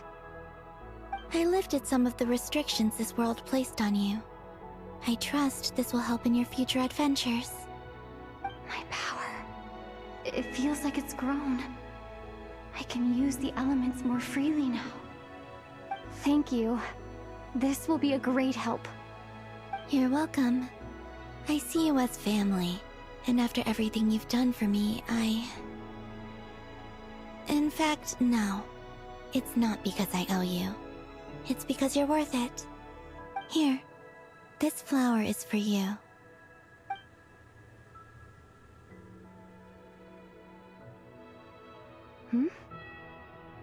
Isn't this a moon prayer blossom? Yes. Don't worry. You will never see these flowers lose their color again. I'm finally discovering the joy of giving. How I wish I'd learned this sooner. Hey, better late than never. What are you thinking about now? Why don't you take a guess? You get... one shot. I don't think I'll get it in one guess. But I'm sure it's a happy thought. That's kind of a sneaky answer. I can't say you got it wrong. Down into that, the moon seems so far away. I felt it might always lie beyond my reach. But on the moon, everything feels so close by. The haze that once enshrouded the skies has finally been dispersed. I feel like a traveler on a winter's night, starting a new chapter in my tale by the warmth of a bonfire. I don't have a lot of luggage, but I do have a lot of hope for the future. Well, what's next? Next? To start with, I want to stay here just a little longer. After that, let's return home and continue our journey.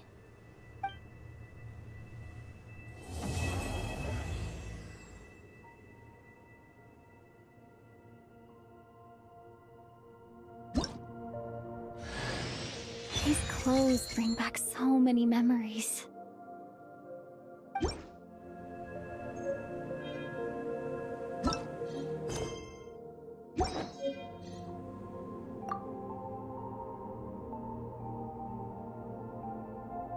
The journey goes on, for you and for me.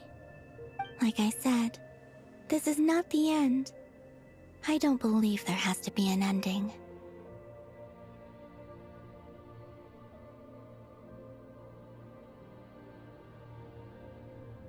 Oh, is that your next destination? Most people would probably tell you to pack some warm clothes. But I experience things differently than most people, so I can't know how cold it is. In fact, it is home to quite a wondrous heat source. I think they call it Kreshnik's torch. Every city in Snezhnaya is built around one of those. I sensed the energy it gave off as I was passing by on a railway train. It felt grand and distant. I also recommend the Korolievsky troupe in Snezhnograd. They give performances quite regularly, and entry was free for Harbingers. I liked them a lot. Ice cold and sharp. Crystal clear in some ways, yet profoundly unfathomable in others. Like the thick layer of ice on top of a frozen lake. That's just the impression that Tsaritsa gives me. I was never able to glimpse what truly lies beneath that icy exterior. In fact, I don't think the people of Snezhnaya even know what kind of power their god wields. Maybe that's because the Tsaritsa herself has never acknowledged, nor accepted that power.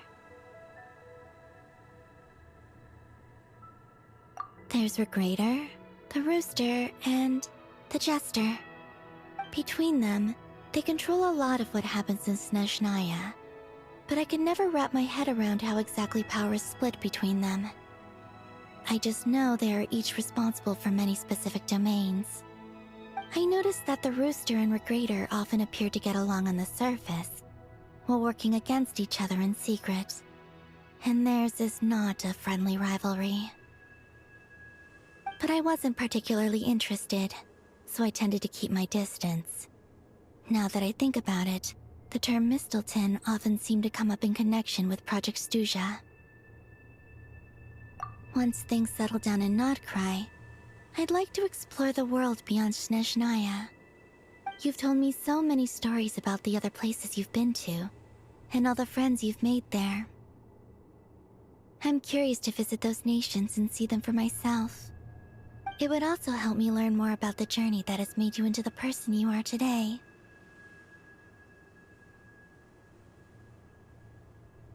Okay. As you continue on your journey, don't forget to gaze up at the moon once in a while. It is, after all, no longer an illusion.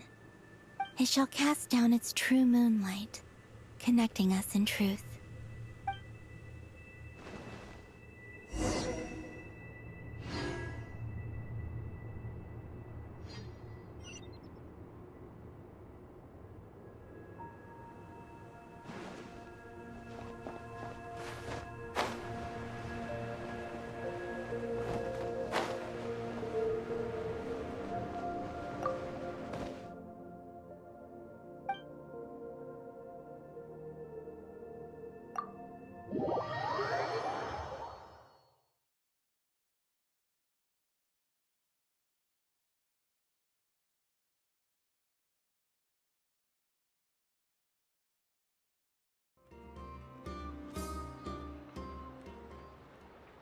To Jean, acting Grand Master of the Knights of Favonius.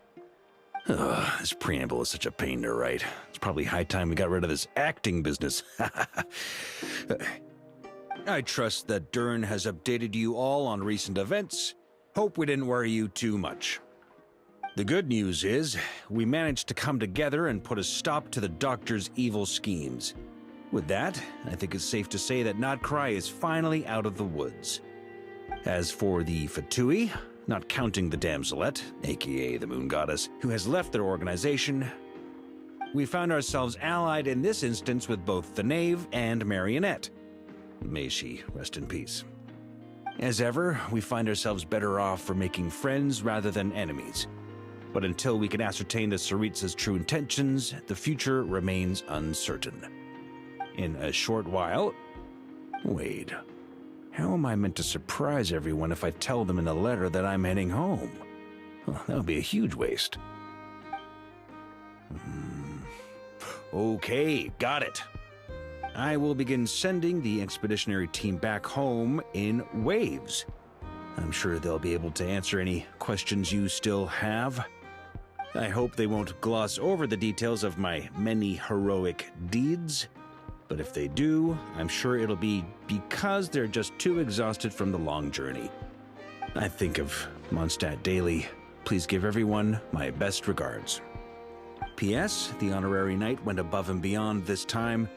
Are there any other honors we can give her? I'll leave it with you. P.P.S. Please be extra nice to Klee for the foreseeable future. I cashed in on the last favor that the Hexen Circle owed us, so we need to earn some more goodwill. If there's any serious problems, feel free to stick me in solitary confinement when I get back. I'll do the time for her. Whew.